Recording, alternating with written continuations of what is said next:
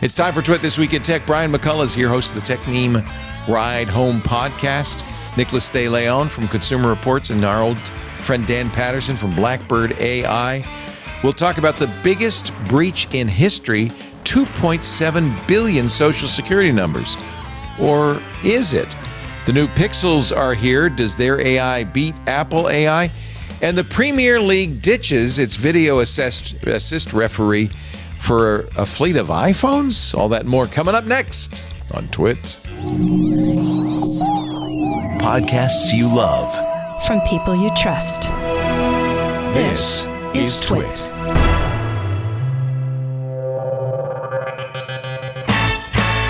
This is Twit, This Week in Tech, episode 993, recorded Sunday, August 18th, 2024.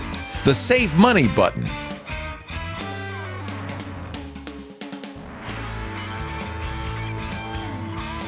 It's time for Twit This Week in Tech, the show where we cover the week's tech news. Hello from the Attic Studio, week 2. I apologize for last week. I knew there was a problem when I started listening, and I said, "This is Twit." We've removed the lisper, and now I may be sibilant, but I won't be lisping, okay? So I apologize. We're tweaking it. We're learning it. Just right before the show started, I had to figure out what the RGB values were for this light over here, because it didn't match this light over here. Things like that. We're learning, but that's okay. You're on the journey with us, and we thank you for your patience. Great show planned for you today. Let's kick things off with Dan Patterson. Hi, Dan. Hey, Leo. It's great to see you. That is a fantastic looking studio. I love the RGB and the sound. Yeah. What kind of microphone are you talking to us on? I'm still using the same one you are, the Heil PR40. Yeah. I brought my magic gold one back with me from the studio. Yeah, me too. I love this. And we are doing a little processing in the Rodecaster Duo, which I was skeptical of, but Anthony convinced me that it was a good mixer, and it's been a very nice mixer. Plus, because of this, I have this. Sound effects. Is this a soundboard? So you are back to broadcast.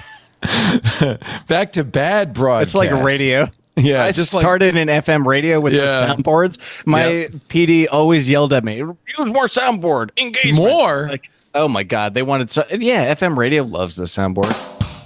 Yeah, they do, and I don't. So I'm and I know, I haven't got any complaints. On This Week in Google, I discovered that I had a button that says monster, and I can make a monster voice, but I thought maybe I overused it last time, so I'll save it for a good moment. I think the best time to use is when I'm playing devil's advocate. Then I can really play the devil. Most people say I just always use my monster voice. Daddy, stop using your monster voice. Dan, besides being a proud papa, is also director of content at Blackbird AI, and he had a message for another papa on the show today. Brian McCullough is here from the Tech Meme Ride Home podcast, and he asked you how your son was, and I thought, oh my God, is he in the hospital? But no, it wasn't that. There was a missing duddy that has been replaced. Was it a blanket, a teddy bear? What was it? It was a blanket, yes. A blankie. Okay. Why it's called a duddy, I have no idea. Yeah. But every dad who's listening, and mom too, knows what you mean when you said a missing duddy. Yes, and every parent would know what it's like to go through Chicago in a 8-block radius, checking every dumpster to see if whoever stole it out of our car dumped it in a dumpster. Good for you. Moving on from that, Leo, you need the what Howard has, that old school, the Arnold Schwarzenegger one, the "Who's your daddy? What does he do?" That one. I have all of those, and I am prepared to load them into the sound machine if I am given permission. I have actually, because when I worked with Dvorak, he was a big fan of sound effects. And I have a Arnold Schwarzenegger Adios, amigo. library of sounds. Affirmative. So, And you expect me to believe you? I need your clothes, your boots, and your motorcycle. If you ever want any Arnold, just let me know. You got to have they're becoming self-aware every time we do an AI or something. Let's see. I have this. I'm a cybernetic organism. Yeah. I don't know if they're becoming self-aware is in my set. I'm gonna have to update this. How about this? Cyberdyne G1000 Systems. is the same files that I do. That is very John Dvorak. Yeah, these are left over. I collected them from Dvorak way back when we were doing a radio show in the early 90s. So that's the only problem with this. It ends in the early... Every sound effect is pre-1995. Anyway, So I is have all them, FM radio. Big surprise. if you need it. Well, and also for Arnold, I mean, you don't need to go past. No, what- you don't Yeah. want to, frankly. Right. Yeah.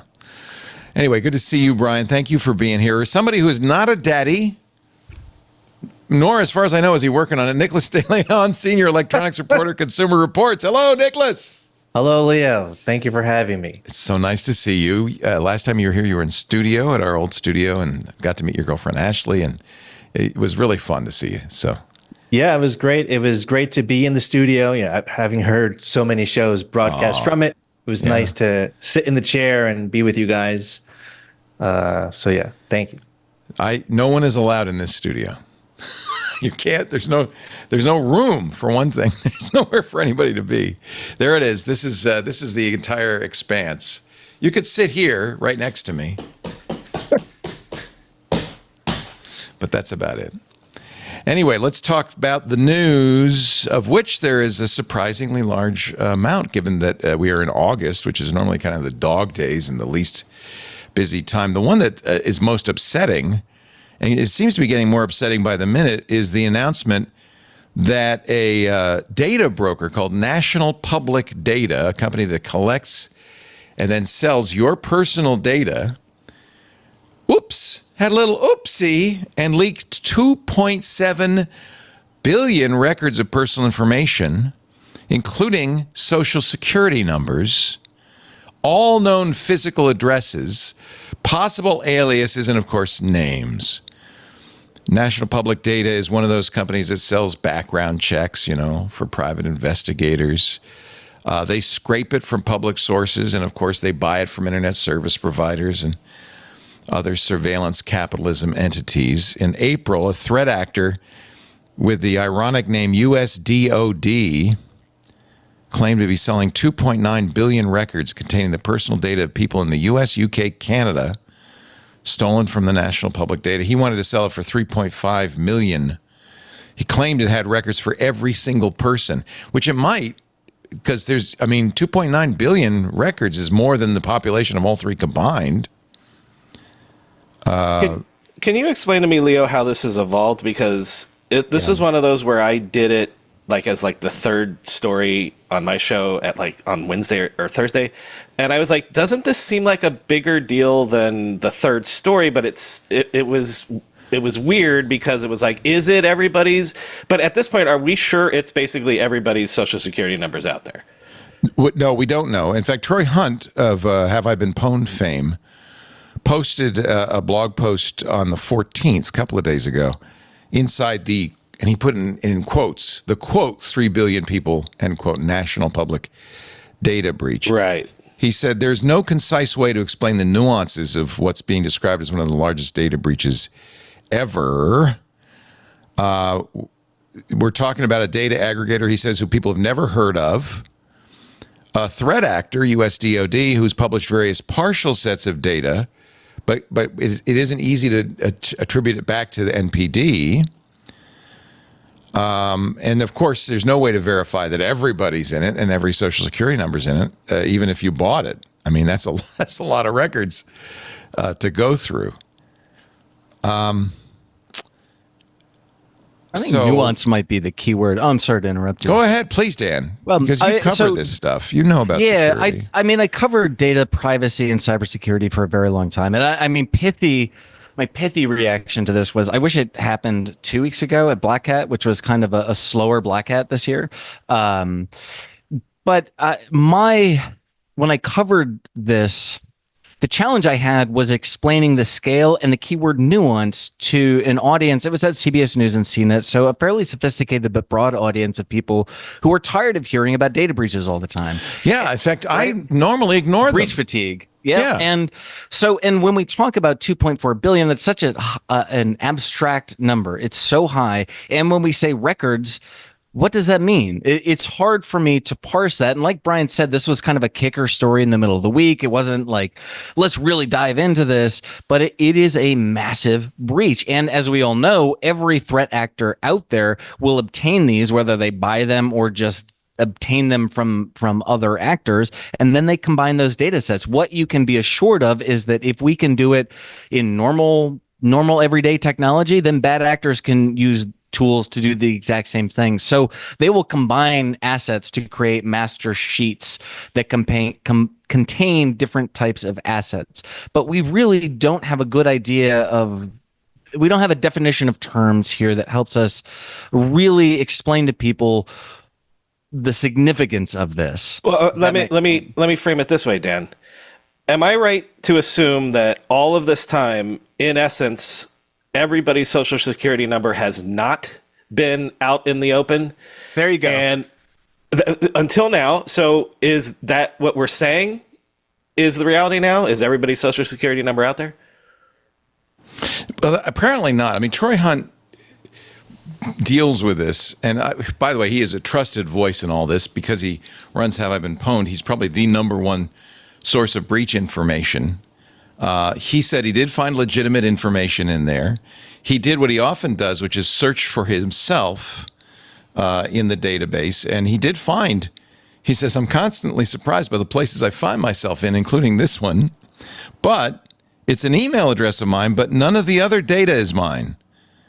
So it's a kind of a mishmash of stuff. And of course, you can't really trust a hacker when they say, hey, guess what we got and where we got it from. They have every incentive to lie about it. On the other hand, he says you can't go to NPD and say, is this real? They're not going to talk to him. Is there a good way to search this? I'm not familiar, so maybe there is, but I have not seen one. Yeah, no. I mean, what will happen eventually is Troy will incorporate it into Have I Been Pwned, and then you can search the Have I Been Pwned database. He says he wants to reemphasize the point that he's been making in this article. There were no email addresses in the Social Security number files, which means you're not going to get an email from Have I Been Pwned if your social was leaked. He says, if you find yourself in this data breach via Have I Been Pwned, there's no evidence your Social Security was leaked because there's no matchup between the Social Securities and the emails. And he says, and if you're in the same boat as me, the data next to your record may not even be correct. Not that data brokers spend a lot of energy making sure the data is correct, right? That's correct. Doesn't mean it wasn't actually leaked from NPD. But he says, and I don't have a mechanism to load additional attributes beyond email addresses into Have I Been Pwned, nor point people in the direction of the source data. I'm definitely not equipped to be your personal lookup service, manually trawling through the data and pulling out individual records for you. So he says, treat this as informational only, an intriguing story that requires no further action. But not because it didn't happen or because you're not in there, but because we just can't verify it, I guess. Still concerning. I would encourage people to check out. I was doxxed in 2018 just as a part of my job. My wife has had similar security issues, and we both have paid deleteme.com. This is not an ad or anything, but I should say that they are a sponsor. So go ahead. Oh, okay. Well, but I have found that what they would do, they're also, you have to manually do it, but you can go to data broker sites, and there are opt-out forms. There are supposed to be opt-out forms on data broker sites. But Delete Me, I found it was pretty effective at getting rid of a lot of our personal information. And now we just use a UPS box. We don't tell people where we live. Yeah. We use Delete Me too. And there are other companies that do this, to be fair. What Delete Me says, and I think it's accurate, is even if you fill out that form, and there are hundreds of, maybe thousands of data brokers, so you'd have to know what they all were, go to each and fill out the form, they repopulate it. So it's kind of a like painting the Golden Gate Bridge, a job that's never done. This is Have I Been Pwned? Have I Been PWNED.com. And you can see now why Troy is saying I can't help you. It works by email address. So all you can do is check to see if your email address is in a data breach. And if the database with socials doesn't have email addresses, he can't verify it. There's one other part of this site I would point people to, which is passwords. And this is really valuable. If you click at the top of the page, if you click passwords, you can enter in a password that you've reused. Now, you might say, well, I'm not giving him my password. It's safe.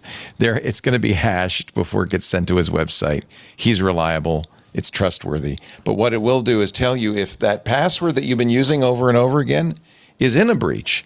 And if it is, stop using it. You probably shouldn't use it anyway. So that's useful. But yeah, it's funny. There's very little to be said about this particular breach because we're kind of going by what the hacker said as opposed to being able to verify it. Now, Bleeping Computer, Lawrence Abrams, who I find also very trustworthy and reliable, does talk about it and acts as if it's legit.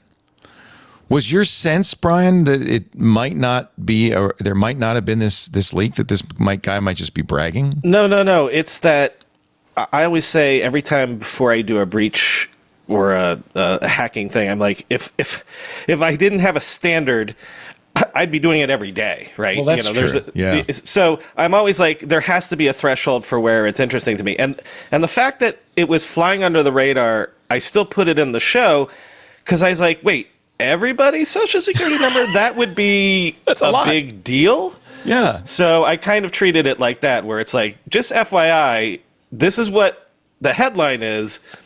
I don't know what the nuance is, so that's kind of why I was curious what y'all thought. Yeah, I mean, Lawrence says you should, if you live in the U.S., this data breach has likely leaked some of your personal information.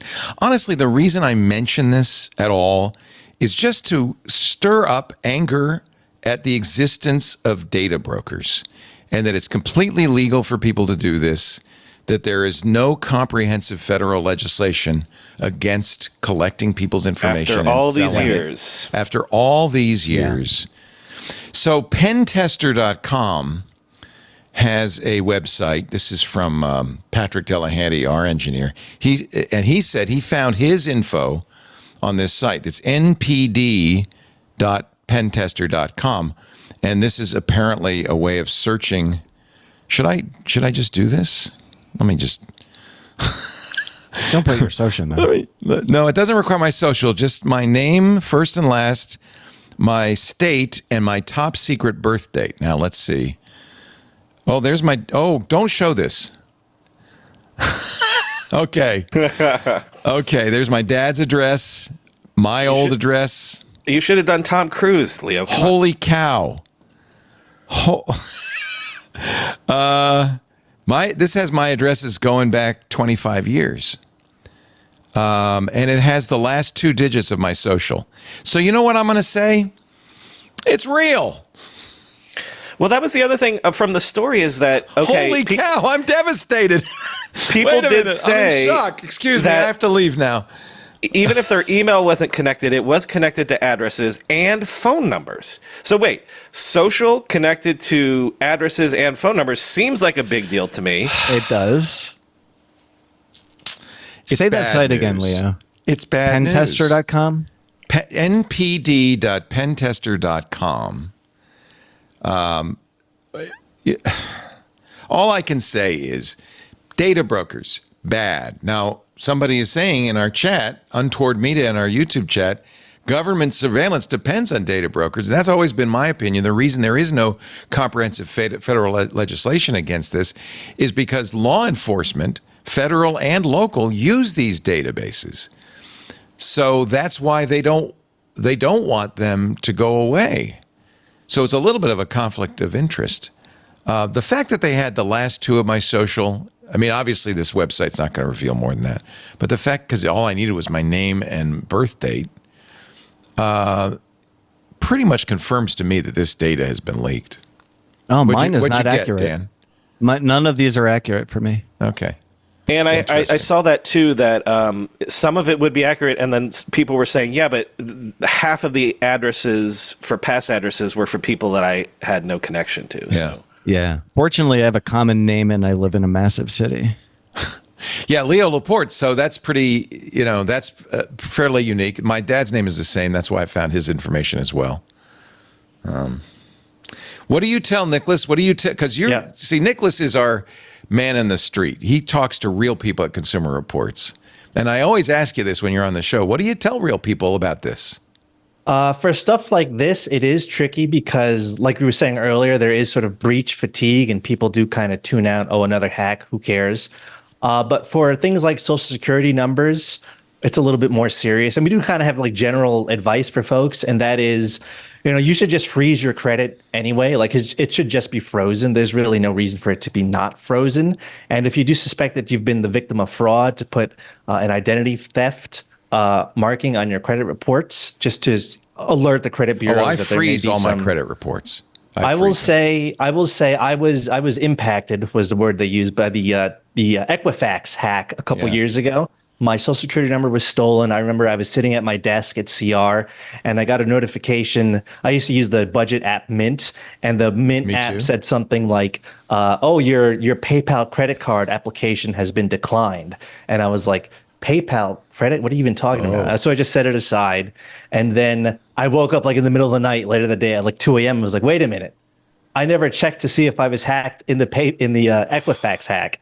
I logged into the website, and lo and behold, it says I was impacted. And it was a real hassle because I had to go. I mistakenly thought I had to go to the police precinct where I lived. So I went to Long Island City, Queens, to file a report, and they're like, actually, no, it's where you live currently. So I had to go to the Yonkers Police Department to file a police report. I'm surprised. And the guy was like, "Hey, what? You got a data breach? Big deal, man. I mean, everybody's got those." The guy at the Yonkers police, it was funny. It was very truthful. He was like, we're not going to like solve this crime. Like, I'll give you the police report because you need it, because I had to contact all the credit bureaus. It was a real hassle. And it just kind of like, I solved it by more or less just stop paying attention to it. My credit records was just riddled with wrong. It had me living in Brooklyn. I'd never lived in Brooklyn. It had me living in Newark, New Jersey. I've never even been to Newark, New Jersey. And so it's like, so my question is like, okay, what value does this data even have in the first place? If my credit report is just filled with wrong information, if I'm like a car dealership or Verizon trying to find out whether or not Nicholas is credit worthy, well, the information's wrong anyway. So like, It never really made sense to me. Have you bought a car or tried to lease something lately? Or, I mean, what happens? I bought a car 2 years ago. And the only real complication is that like whenever you want to do something involving credit, you have to unfreeze it. So like when I went to get the loan from, I guess I got it through Toyota, I had to unfreeze the credit for like 24 hours so that they can run it. And it was fine. I ran into this a few weeks ago. I was looking into buying the T-Mobile fixed 5G wireless broadband just to test to play with it.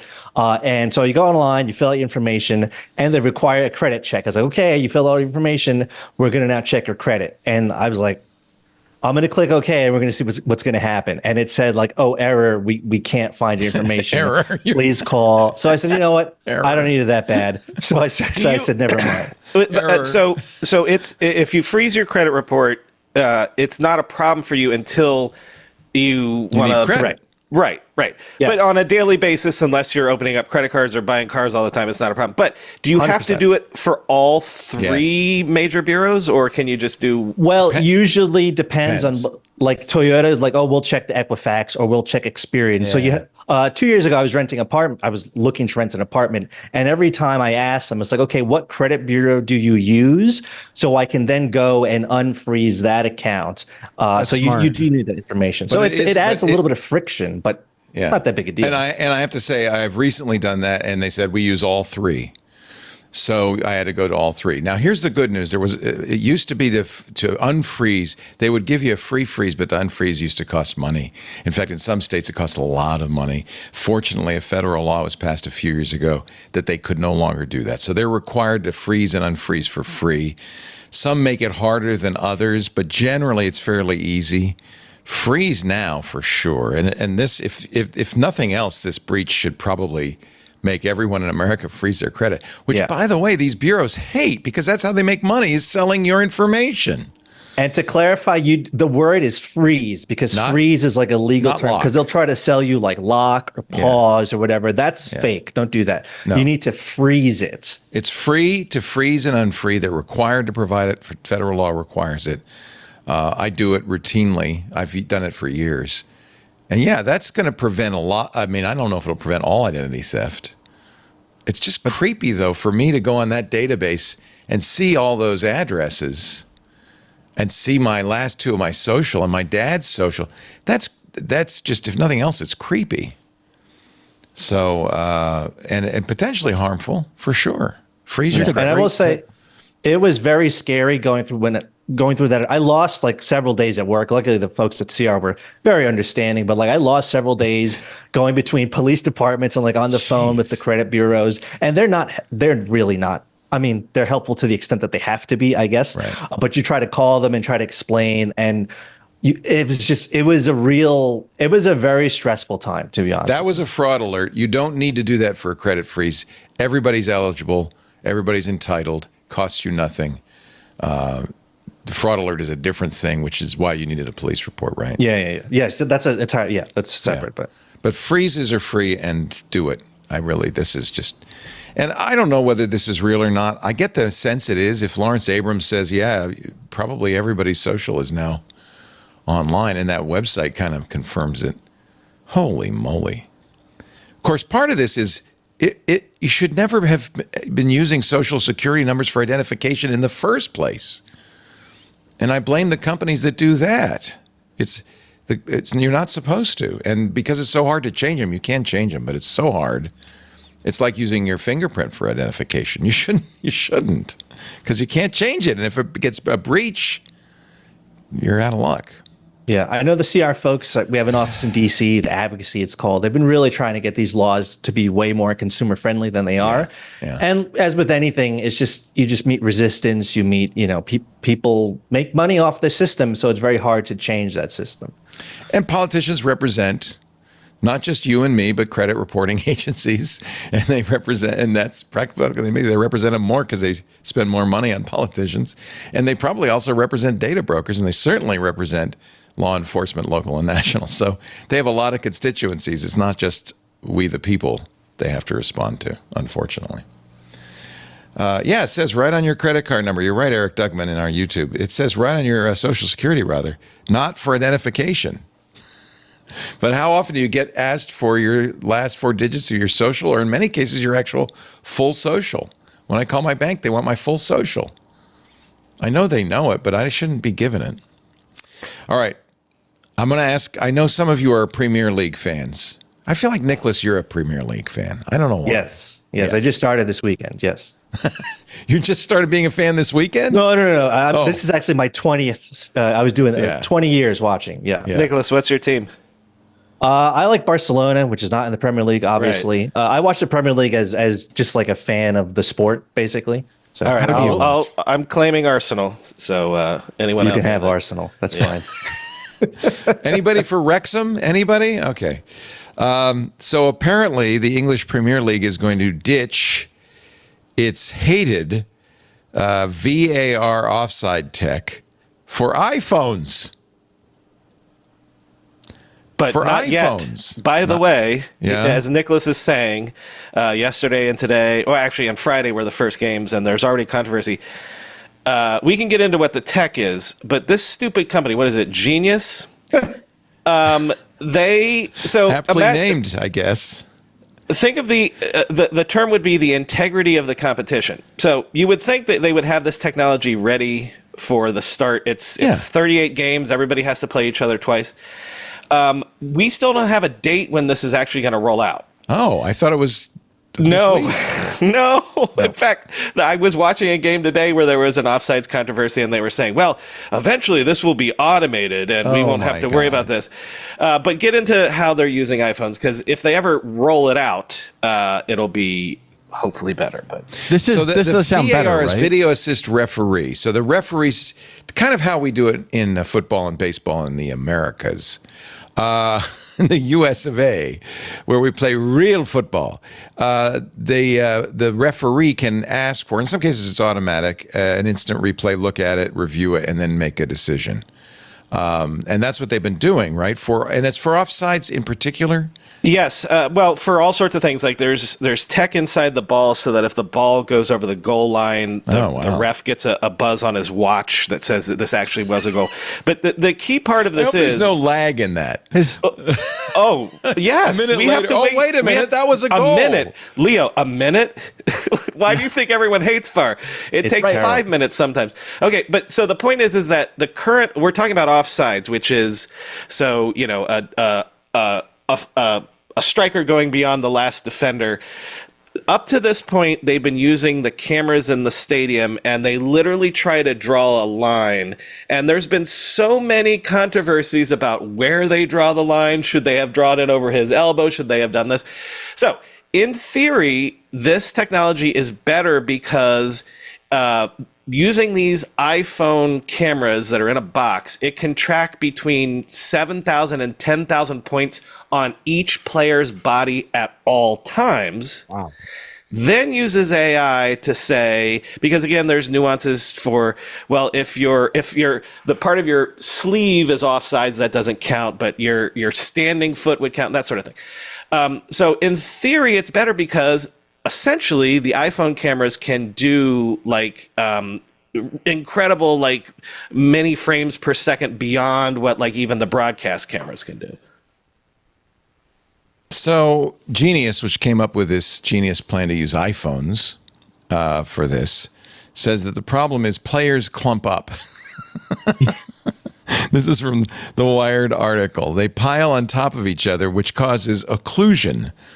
Even with a dozen or so camera angles, the right angle isn't always visible to judge offsides. Historically, machine learning systems have filled in these gaps with what amounts to uneducated guesses about where the stuff they can't see is likely to be. This is probably not ideal. Dragon, which is this new camera system, will use between 10 and 15 cameras plus the ball sensor to track a few dozen body points on every player. It will. Oh, I'm sorry. That was the old system. The new system is 28 iPhones in every stadium in the Premier League, more in some cases. Uses iPhone 14s and newer. They're housed in custom waterproof cases with cooling fans and connected to a power source. The team designs mounts that hold up to 4 iPhones clumped together. And once they're positioned, they capture a constant stream of video. This is crazy. Is it reviewed then by somebody, Yes, presumably? And those extra frames mean they have 1 or 2 extra frames where they, in the review process, they could... The call is still made by the VAR official, the video after review official. So it's still, the human has to make the call. But again, I, as an Arsenal fan, we lost a game last year because, again, I was talking about the old offsides thing where they draw lines on the camera. We lost the game because they just decided not to draw the lines. The people in the back just were like, no, it's offsides. And you can hear, there was a huge controversy. You could hear on the audio later, like, are you sure about this? No, it's fine. It's fine. Like, if you don't bother. Soccer fans are notorious for their cool, calm, collected demeanors. So when we say that it's automated, it should automatedly tell you, but it should still give you the video so that the, in theory, infallible VAR person in the booth can still approve it. But it can do up to 200 frames a second, and to balance latency, accuracy, and cost, it'll be capped at 100 frames a second. But that's still a lot more than the broadcast video, which is 50 to 60 frames a second. Did they not plan to implement it this week? Was it just that they're going to do it this season sometime? Again, not to Americans that don't care about this. The You're learning a lot about the English Premier football League today, folks. is it's a clown show. So imagine that they'll It's implement the this. richest league in the world's most popular sport, my friend. Yeah, well, listen. So when they implement it in November, where a dozen games will have already happened, and so those games, people will have won and lost points They'll be because they suspect. didn't have it. Yeah, Right, yeah. exactly. But also, there are competitions like the FA Cup or the League Cup, where because you only had video after review in Premier League stadiums, the competition's already suspect, because if you're in a League 2 stadium, they don't have all the cameras to do that stuff. So there's already sort of this have and have not for this sort of technology in even English soccer. I mean, I have the solution to all of this. It is just to get rid of this entirely. All this, 100%. VAR, like nothing has torpedoed my interest in the sport than People VAR, hate to be VAR. honest with you. People hate VAR. You can't celebrate a goal without like waiting for like a minute or more. It's just real. It's just weird, like technocratic. Like we can find the correct answer through science. It's like, this is a game. This is a sport. Just empower the referee. He makes a call. You win some, you lose some. Like, I'm sorry. But like, the opposite was, and Nicholas, you know this from, there are historical games where like the Of course. is over the line in the goal. There's daylight between the line and the ball, and because the referees were not empowered to go to the cameras that everybody in the stadium can see, then you would have goals that would not be allowed, where everyone's like, that was a goal. Okay. There's got to be a middle ground. Here is my question, and Nicholas, question for you, because I'm 100% with you, and Brian, I think you might be aligned as well. So I'm not a huge soccer football fan, but I am a big fan of baseball and American football, and I am the same mindset of Nicholas when it comes to baseball. Look, we're all technologists. Technology is encroaching on baseball as well. I want to see Angel Hernandez make terrible calls that That's part of the lose fun. games. I want to watch an umpire run out and kick dirt and spit and Yeah, scream. I I don't care about tech in my baseball. I want to see a weird game. The point that Nicholas is making is that it is weird because VAR's only been, at least in the English game, about 2 years. And you're like, okay, so the controversy has died down in terms of referee decisions. Oh, no. no, it's worse. It is maybe 3x, because all that it comes down to is people are like, wait, the VAR, the video referee looked at that and still made that call?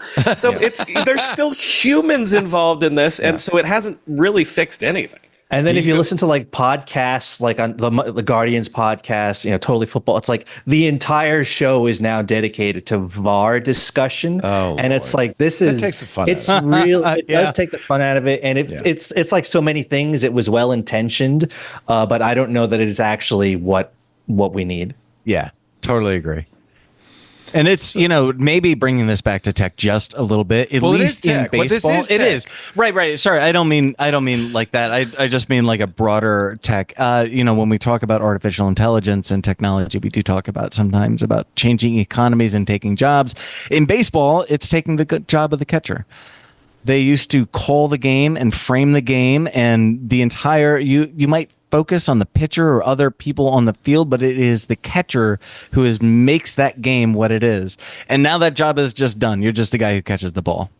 Well, and furthermore, because every umpire had a different strike zone, there was a lot of intelligence on the part of the pitcher and the catcher. Yeah. And the batter, frankly. That's where the strategy was. At There least was as a fan, strategy. it was fun to see the strategy and the adaptation and the permutations of that. And now it's like, I don't care. There's a robo-ump. I'll give you there's the one a designated hitter in the National League. I don't know what's going on. Interleague play. Nicholas, I don't know.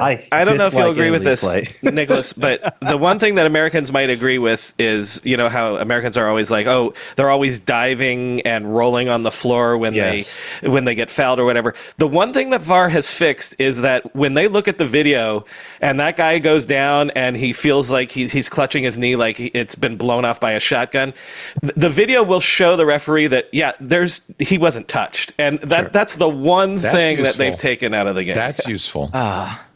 Isn't that a good thing? I mean, as a Latin, person. The like the theatrics flops? in That's a soccer. big part of never soccer? really bothered That's me. right. You like Spanish football, yes. Oh, wait a minute, Yes. Nicholas, you just Yes. chipped my elbow. All right, we're going to take a little break. It's fun. I like to do stories like this because you've got a panel of techno enthusiasts, right? This is all we talk about. This is our thing, is technology. And universally, you loathe the addition of technology in these sports, which is great, right? Humans, they're not the worst thing ever invented. You're watching This Week in Tech. Nicholas De Leon is here from the Consumer Reports, folks. He is a senior electronics reporter. Great to have you, Nicholas. Dan Patterson, our friend, dear friend, longtime reporter at CBS. Now he is he's doing the AI thing at Blackbird AI. What's Blackbird AI? We call them narrative attacks because it's an easier way to talk about misinformation and disinformation. So we use a combination of not just artificial intelligence, but we use a combination of artificial intelligence and human intelligence. We have human threat intelligence analysts. A lot of them have worked professionally at three-letter organizations, and the AI can find what we call a narrative attack that is traveling across social networks. It's not really, and you guys kind of all know this instinctually, disinformation and misinformation it doesn't stay on one social network. It travels pretty quickly. And so a narrative attack is disinformation, basically. Yeah. It's just an easier way to say that. And so we use humans and robots to kind of God knows, follow the narratives. Yeah. We have been saying this for a while as we come into the last quarter, 3 months before the U.S. national election, that this was going to be the kind of silly season for disinformation. Is it going crazy? Is it increasing? Yeah, but what we're really seeing, and I don't want to delay the ad break here. Speaking of Black Hat, this was like the cornerstone of Black Hat this year. Was really cyber attacks are now coupled with disinformation and narrative attacks. Which, if you followed cyber, going back to the Russian ransomware gangs, they all use disinformation to make cyber attacks more. Spear phishing, things like right, that. Right, and too. name and shame. Right, they would steal your data and put it on a website and then salt it with a bunch of bad data and say, if you don't pay us, we're going to put your data on the web and anybody can have it. Why are people so awful? Money makes the world go around. Anyway, great to have you, Dan, of course, as always, and the internet historian Brian McCullough, host of Tech Meme Ride Home podcast. Great to see you also. Great to see you, Leo. And your little blankie. Daddy.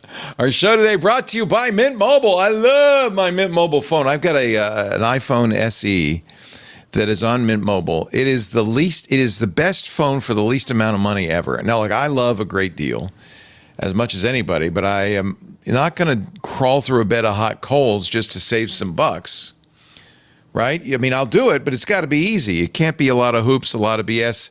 I don't want to feel that discount slipping away. So when Mint Mobile said, we can get your listeners wireless for $15 a month when they buy a 3-month plan, I said, no, come on.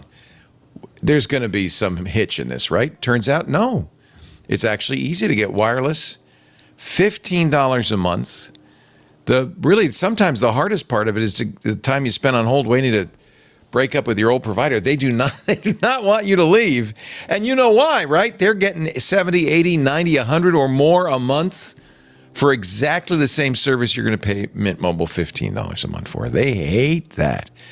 But it's really easy to switch to Mint Mobile. Just go to mintmobile.com/twit. All the plans are there. You'll see all of them are now $15 a month. That includes the unlimited plan.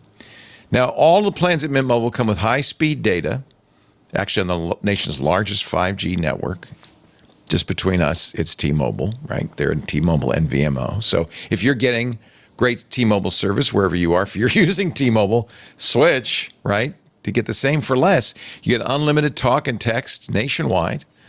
You can use your own phone with any Mint Mobile plan. In fact, they will give you the SIM or the eSIM for free, no charge.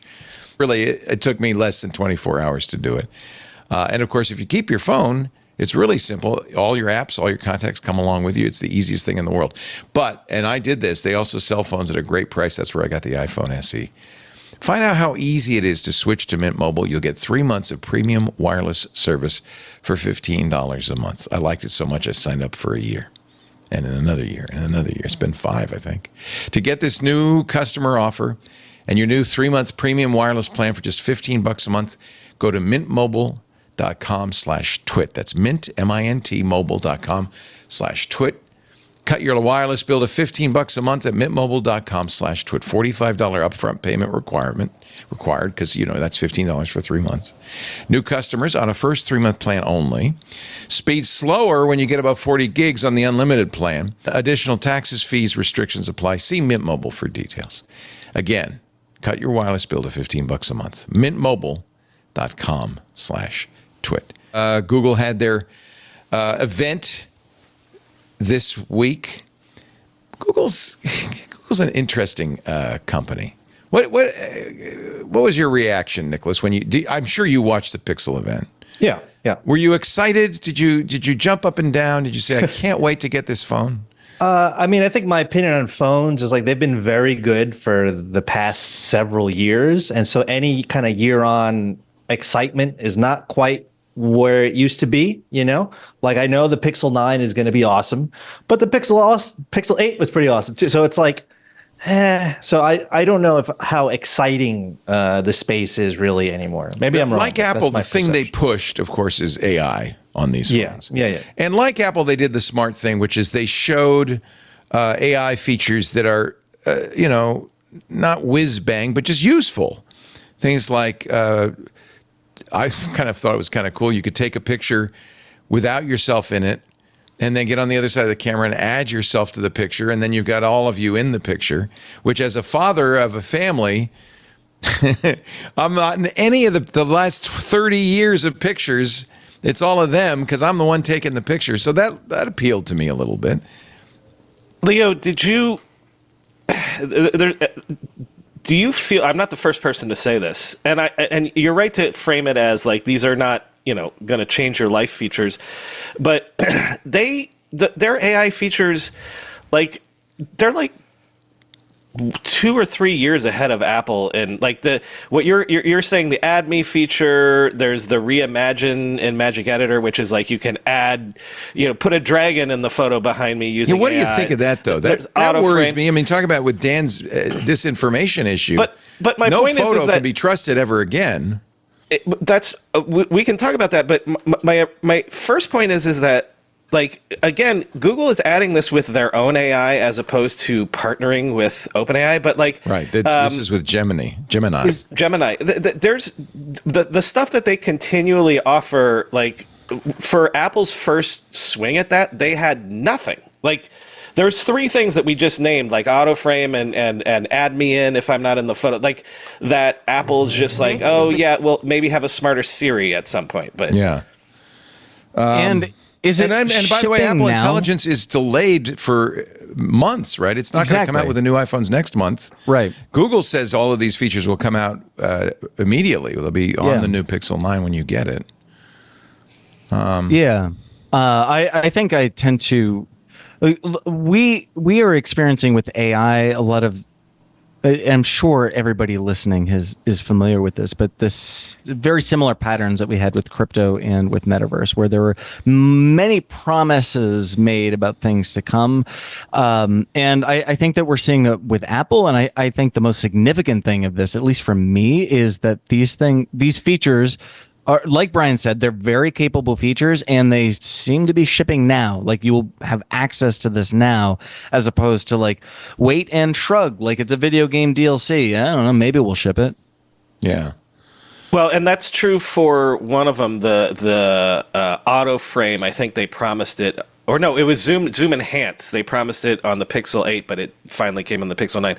I'm just framing this as a horse race thing, which again, I'm completely open to the idea that these are gimmicks. I don't know that you're going to upgrade your phone because you can add yourself into the photo.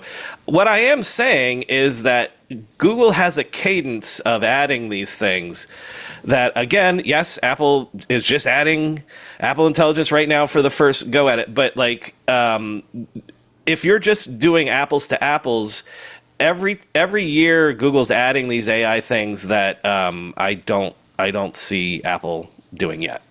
This is what I'm asking, because so you see this as a big win for Google, that if people want these AI features, and I guess you could debate whether people want these AI features, but if they want them, Google's the place to go.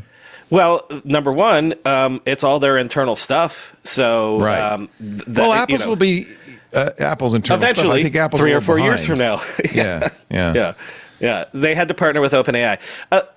Again, I don't know that this matters, because would you upgrade your phone just to put a volcano in the background of a photo that didn't have it? Maybe, maybe not. But the fact that if in this cycle of smartphones, everybody is trying to add gee whiz AI stuff to get you to upgrade, Google has the cadence and the speed of adding new features that Apple has not shown at all. Yeah. I think you said something that's really important there, which is matters. And I wonder to whom? To consumers, yes, I'm 100% with you. And I think I'm with you if we talk about matters to the stock market or the stock price.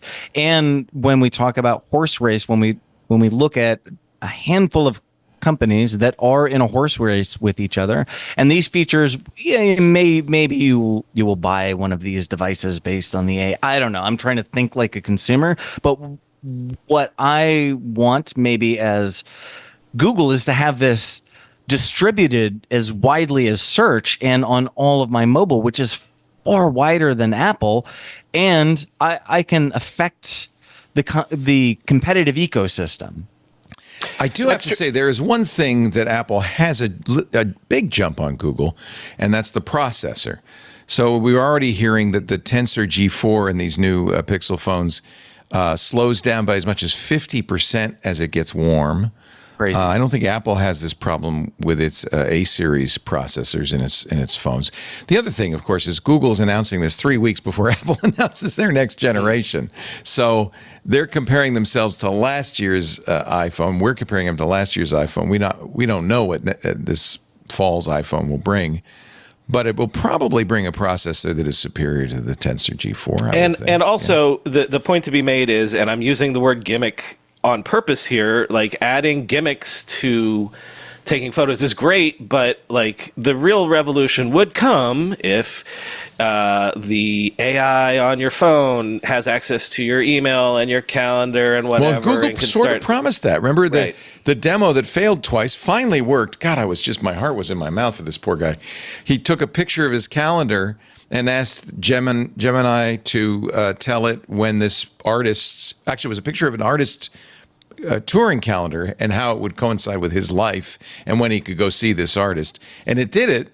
It took 3 tries, but it did it, which is actually a little too close to home. I mean, this is kind of what our experience of these assistants has been anyway. You know, Leo, to that point as well, I think something else that is very significant about this is flashback 18 months and Google's rollout of Bard. It was largely considered a flop, and they were considered maybe staggered in the AI race. Now, we're all talking about this, and Gemini is a potential leader. So I think that is that speed at which they were able to kind of identify the flaws and release products that made us forget about them is pretty impressive. The thing that to me would be the killer app for all of these is a genuinely intelligent assistant. Yeah. Isn't that what we think of when we think of AI? We think of Her, the movie Her. Now, as far as I know, nobody's come close. OpenAI, Gemini, and Anthropic all have assistants you can talk to. I think Anthropic does. And I talk to my assistant a lot, but it's not at all interesting. It's weird that we're in like the, not to put history hat on, but we're in the era of the search engines where is Alta Vista slightly better than, Excite versus... Yeah, we are kind of, there is no winner yet, is there? Like, right, because like, a lot of, there are people that like, I prefer Claude from Anthropic to ChatGPT from OpenAI. The same. really. Right, but that's the thing, is that we're still at the point where they're all kind of doing. There's no Google leap where it's like, oh, this is so far generationally beyond what we're used to. Yeah. Nicholas, do consumers care? I don't know. I don't know that I see a whole lot of people willing to, like we were saying earlier, like, are you going to buy a new phone because you can put a volcano in the background? I don't know how many. I mean, inflation's still a thing. The economy's kind of weird. It's like phones are expensive. You got $1,000. You could put but a at the same volcano in your time, pictures. aren't there like 100 million people that are using ChatGPT? I don't know that they're subscribed, but in terms of the adoption, there is tens of millions of people that we know for sure, and by people we could also include enterprise or whatever, that are using some form of a bot, right? And are paying for it at this point. But your point is well taken, Nicholas. While we here on this panel probably pay for I know I pay for every one of them, which is ridiculous. Normal people are probably not saying, "Oh yeah, quick, let me get my pocketbook. I gotta buy a chat assistant." They're not yet useful, which is why I think Apple and Google both are kind of focusing on these secondary things. Google got a pass, in my opinion. Remember how beat up Microsoft got over their recall feature, the feature that would kind of keep track of everything you were doing on your device, and then you could search it later. And of course, security officials, security experts, and others pointed out this is ripe for plucking by bad guys. Microsoft put it off. They said, "Well, maybe we're not going to ship it with a new Copilot species." But Google has something: easily recall information from screenshots. You can do screenshots, and it basically databases these and turns them into a searchable database of things. Now, I guess the difference is notice they use the word recall, by the way. Easily recall information from screenshots. You are adding it manually. It's not memorizing everything you ever did. But isn't it the same problem, or maybe not? No, because you were electing to take that screenshot. It's your choice. I think this might also be a very smart move on Apple's part in the very, very, very short term, at least the next 6 to 18 months, is this partnership with OpenAI. It might let them kind of defer all negative hits to say, Apple's trying to walk this line, though, because they also have their own AI. And what they're saying again and again is, if you query Siri or you query this new AI assistant, it will try to do it locally. If it can't, it will do it on our safe servers where your privacy is protected. And if you want, and if we think that OpenAI could do a better job, we'll offer it to you. And if you want, knowing the hazards of sending this data to OpenAI, you can use OpenAI as well. It's not that it is the main AI on the Apple iPhone. It is a secondary AI, and presumably Gemini will be as well. I mean, they've been talking to Google. In fact, I think they're talking to Anthropic as well. But Apple says they have this intelligence. Now, of course, we don't know because they haven't released it yet, or they have for developer betas. But I don't hear anybody. The holy grail for them is to do as much on the edge on device as possible. Right. And so these are all what Dan said was the key point, is that for now, if you go to OpenAI on an iPhone and you don't like what happens, you're not going to blame Apple. You can blame OpenAI. And then, in theory, 3 or 4 years from now, when they can do 90% of it on device, because again, as you're saying, Leo, their chips are potentially superior, then you don't have to worry about it, because they'll claim it entirely and say, look at how great Apple Intelligence is because we do it all on our own chips and our own hardware. There's also this issue of, well, what are you going to do for me that I really want? I mean, $1,000 so I can have volcanoes in my pictures is probably not going to do it. Google announced a feature called Call Notes that might be something people want. It saves a private summary of your conversation after a phone call so that you can get a summary of it, action items.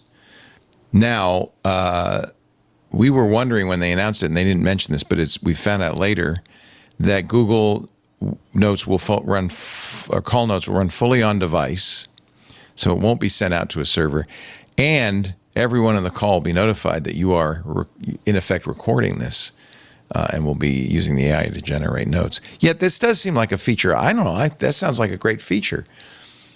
I would like that. Not that I make many calls anymore, but does anybody? And when we talked about this on This Week in Google, Paris Martineau, who's a reporter for The Information, said that would be great, but I have a real problem with it because these are confidential sources. Yeah, right. Any source worth their salt doesn't want to be recorded. Yeah. Oh, by the way, we're recording this. Whoa, hold on. I'm deep throat leaves. Let's move to Signal. That's what they say. Let's move to Signal. Signal. I think it's also. I will be shocked if in 20 years my kid grows up without an AI friend. I think that I agree. Kids born today are definitely going to have AI buddies. Well, I agree. That's what we want. I'm not convinced I don't know that we're going to get there. Do you think we'll get there, Dan? I don't know. I used to be. I think probably if we listened to these shows in like circa 2017, 18, 19, I probably would have been pretty bullish on AGI and superintelligence. Now I think it could easily hit a wall, and it could accelerate and continue going, or it could just be like, oh, these are nice tools like Photoshop and Adobe We just don't know Creative yet, Cloud. do we? Yeah.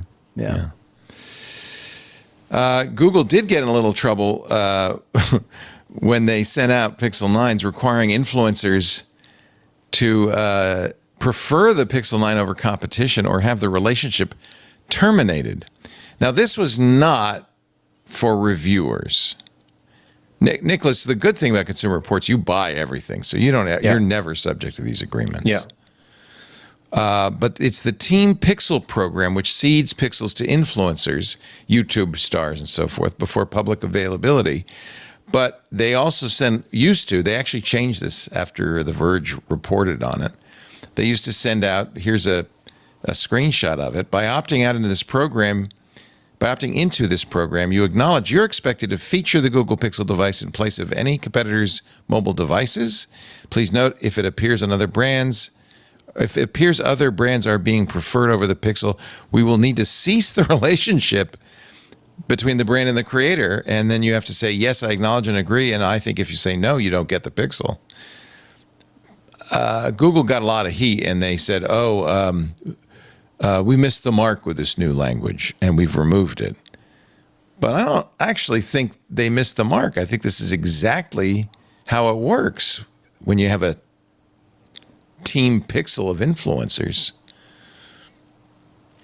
Reviewers are not subject to this, and The Verge was quick to point that out. And that tells me there's a bunch of follow-up stories waiting to be written. How so? Weirdly, sorry, go ahead. I would ask that spokesperson, like, why did you miss the mark? Yeah. And how did you allow this to go forward? And do you apply the same, like, does Marquez Brownlee get the same treatment, or does he, like Consumer Reports, which smartly, buys their devices? Brownlee was quick to post on X. I was kind of saying, who I'm a big fan of. I just use him as an example. Here's my outside looking in perspective on this whole Team Pixel thing. I don't know if you guys have seen any of the books. No YouTuber can do anything in 20 seconds. But basically he said, no, I'm not doing this and I wouldn't do this. But he's a reviewer. Now he still gets sent phones, but he reviews them and actually I don't think he sends them back because I've seen the drawer of phones he has thousands of these. But there are plenty, and this is the problem. This is what blurs the line. There are plenty of people on YouTube and Instagram and elsewhere that are on Team Pixel. And maybe you didn't know this, but they had to, in order to get onto Team Pixel, make this agreement. Right? Yeah. This is what I was going to say. Speaking of drawers of devices, and this is really inside baseball, but Google has been for years until this year famous for, if you go to any of their phone events, everybody gets one. I've got about 4 or 5 pixels in the drawer, and so I'm again, this is inside baseball, but I'm curious as to why all of a sudden they got a little more stringent about their. Apparently, they hired an agency to manage this, and I think the reason I bring this up is it's important for you, our audience, to understand that these agreements are routine in many cases. There is a difference between a reviewer and an influencer, And many influencers do not have the same ethical concerns that reviewers might. But it would also behoove the smart consumer to figure out when you're looking at a review, which you're watching. Is this a reviewer or an influencer? And if they made a deal with the company, whatever company, to prefer the company's device in order to get the device. This was a program handled by a PR agency called 1000 Heads. And I mean, there are laws about that. I mean, there are the FTC is very clear. Yeah. Leo, you know from reading ads, like if I can't endorse something I don't use. Exactly. Yeah. And so that would be the differentiator. If you're reviewing it, you're doing a certain job. If you are an influencer that was given this as swag, then you have to uphold, according to the FTC, a certain sort of.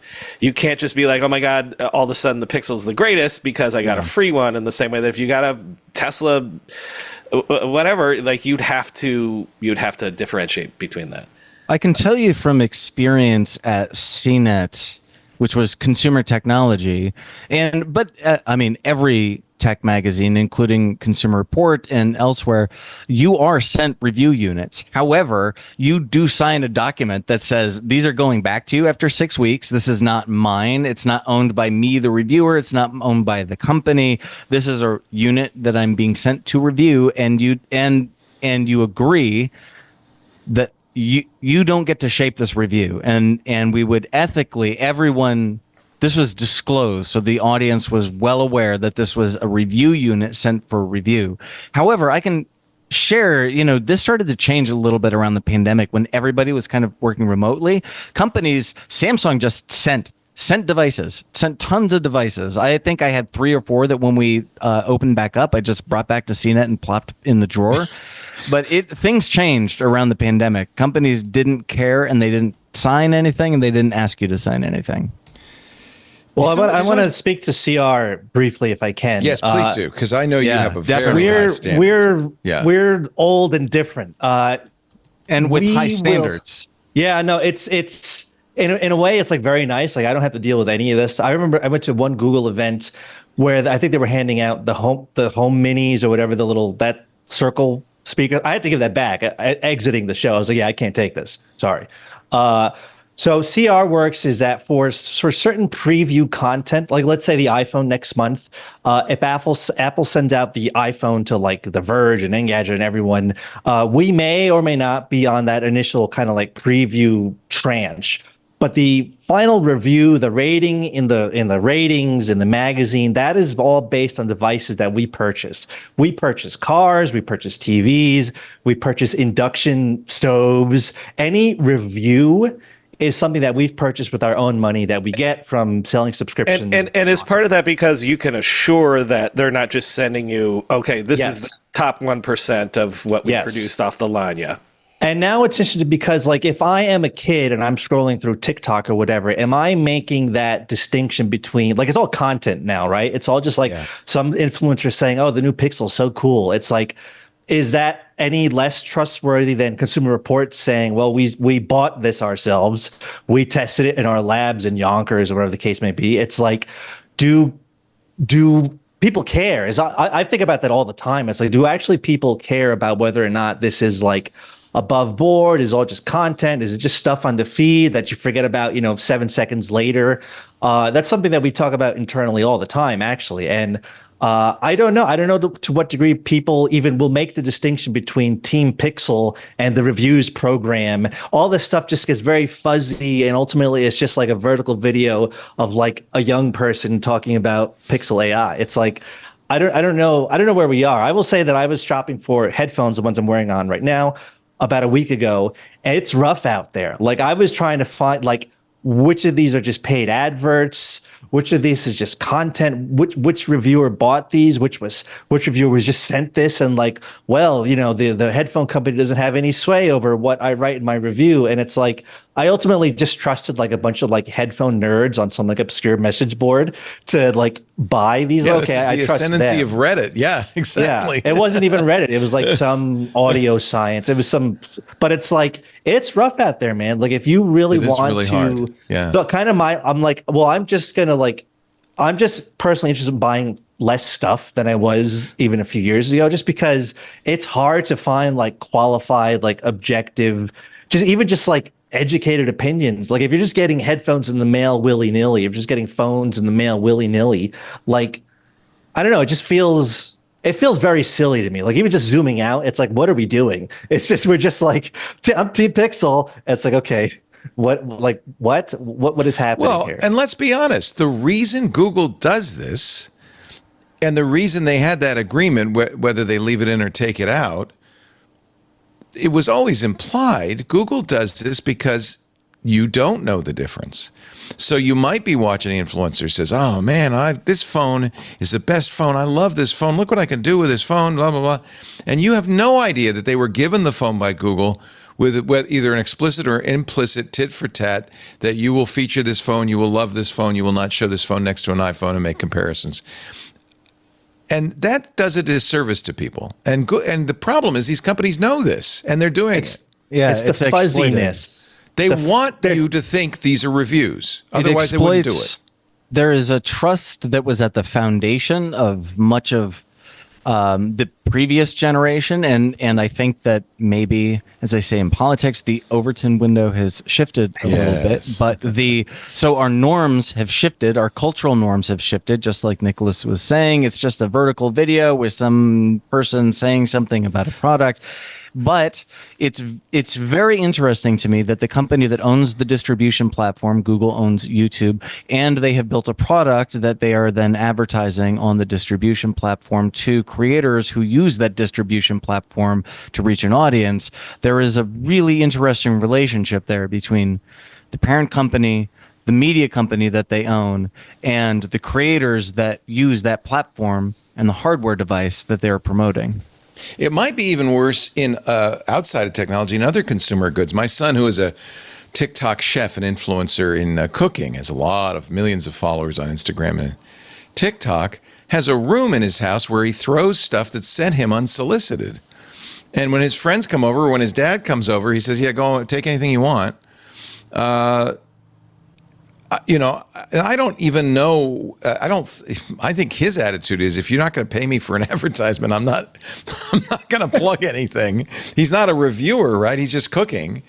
But I think this is universally true. And the industry, all industries have woken up to the power of influencers. And what they try to do is get these influencers to in any way subtly or unsubtly recommend their product, because it really has huge value, better than any advertisement.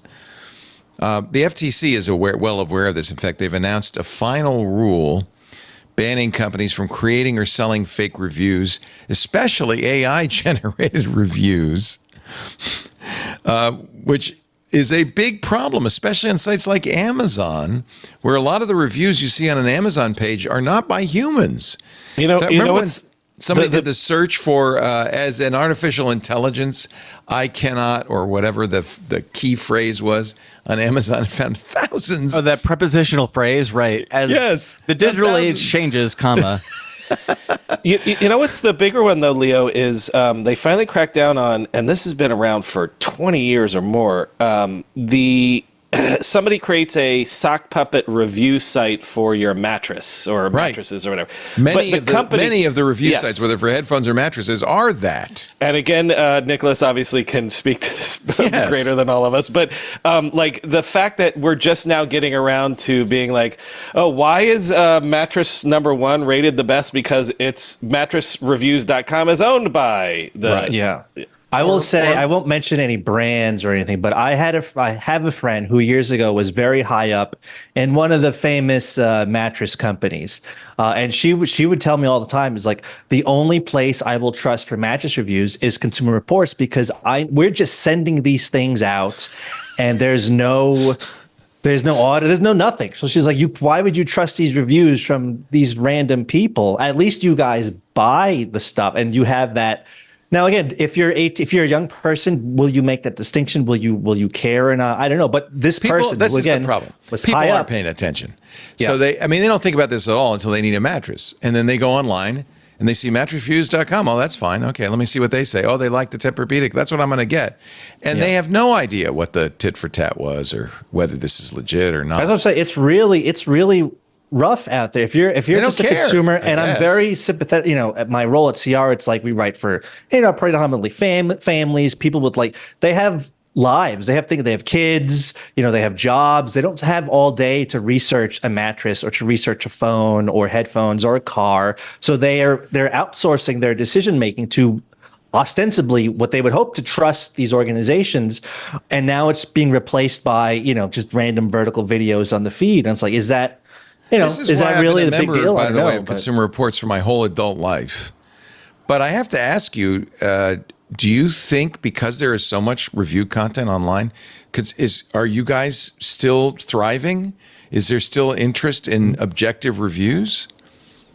We think so. We're doing well. We're not. I'm here to break news. We're going back. No, we're doing fine as far as you don't I sell know. ads. You don't. No, we don't you sell take ads. You buy the cars you talk. I mean, It's you do very old everything school. 100% right. Really, I mean, you're the gold standard for this.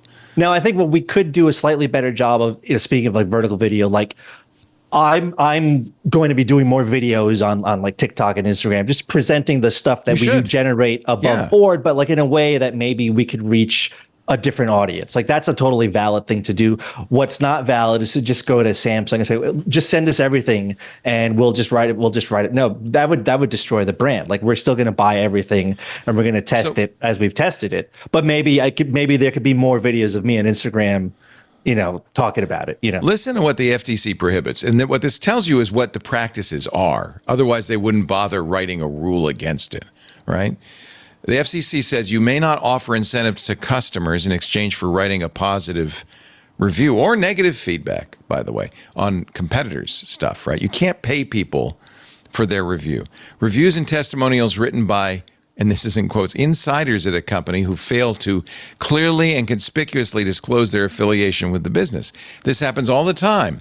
A mattress company says, go out and write reviews on Amazon for our product.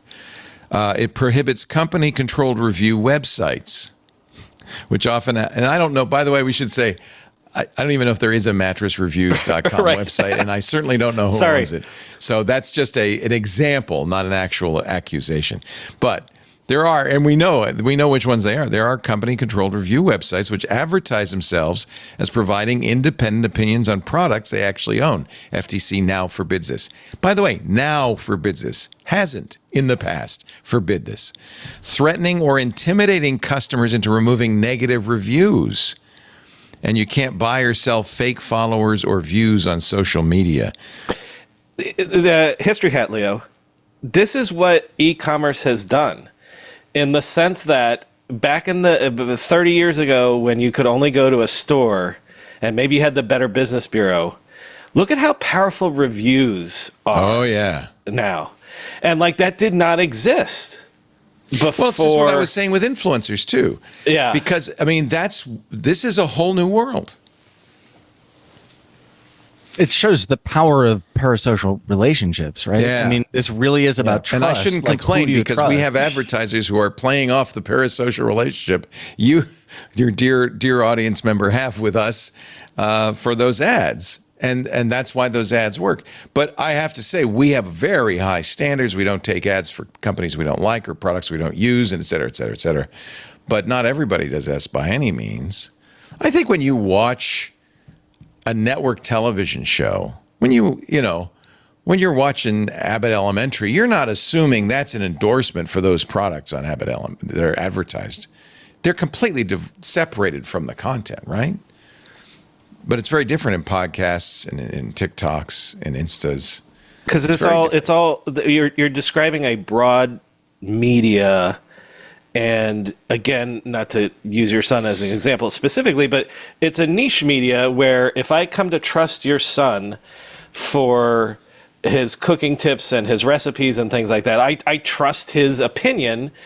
And then it's not the same thing as Abbott Elementary and then Cialis ad. You know?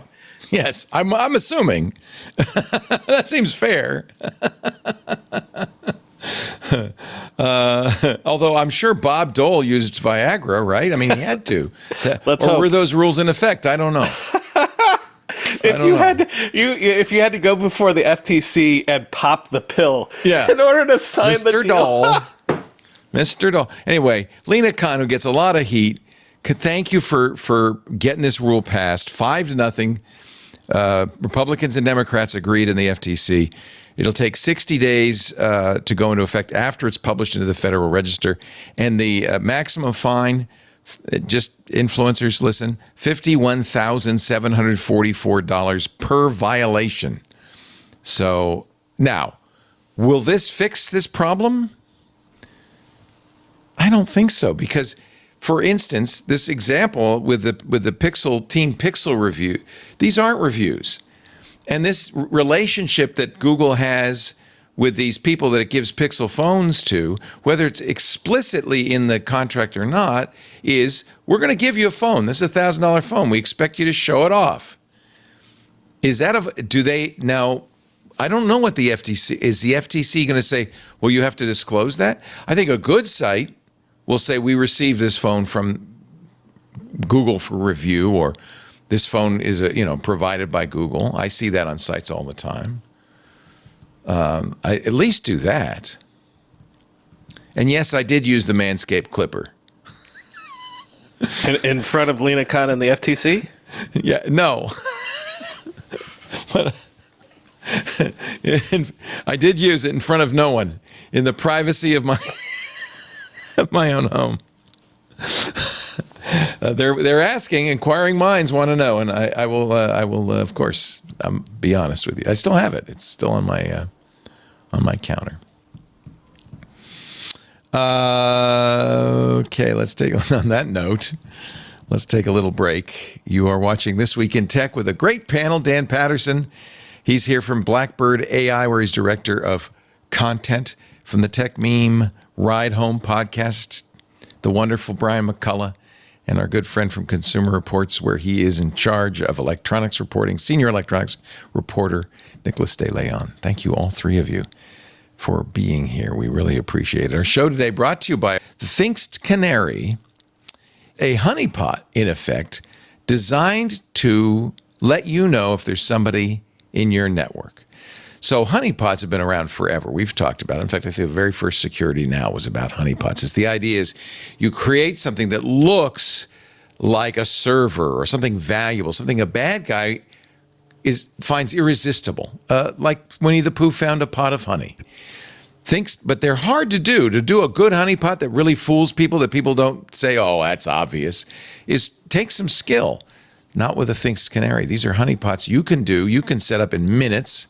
It's actually really fun to set up because they can impersonate almost anything, from a Windows server to a SCADA device to a Synology NAS or any kind of NAS, from an IIS server to a Linux box with a Christmas tree of services lit up or just a few selected ones. You get to configure it. You could change it every day if you want. But here's why these are important. You sprinkle them around your network. You can also, with these, create little files. They call them lures, little Thinkst lures that you spread around the network. They look like doc files or PDFs with names. You get to give them names. I like to call them things like employee information, social security numbers, if you want to be really obvious. And when somebody tries to break into your honeypot or access those lure files, you immediately get a notification in a way that you want, whether it's a text message, an email. It supports syslog, webhooks. There's an API. You could even write your own code. It will let you know there is somebody inside your network, whether it's an intruder or a malicious insider. No false alerts, just the alerts that matter. So Step 1, get those things canaries. Choose a profile. Register it with a hosted console. Choose the way you want to be notified. Turn on the monitoring, and now wait.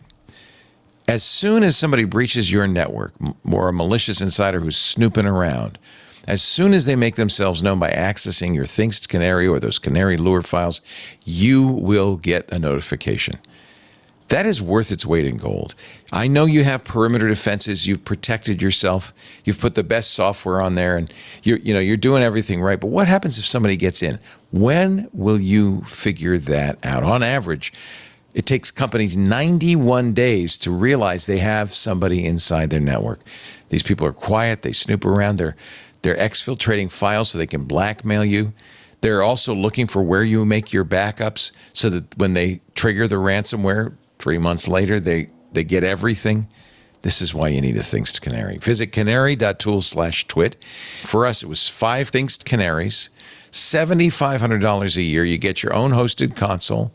You get upgrades. You get support. You get maintenance for the whole year. And if you use the code TWIT in the How Did You Hear About Us box, you're going to get 10% off for life. You can, and this is another thing to reassure you. You can always return your Things Canary within 2 months for a full refund. So there's no risk at all. You really need to think this thing. You need to try it. Put it on your network for 2 months. See what happens. And don't be surprised if nothing happens. That's good news. That means there's nobody in your network. But boy, when you get that alert, and it has happened once to us, it's like a wake-up call. There's somebody in the network. There's somebody snooping around. You'll be so glad. 2 months. No harm, no foul, full money back guarantee. But I have to tell you one thing.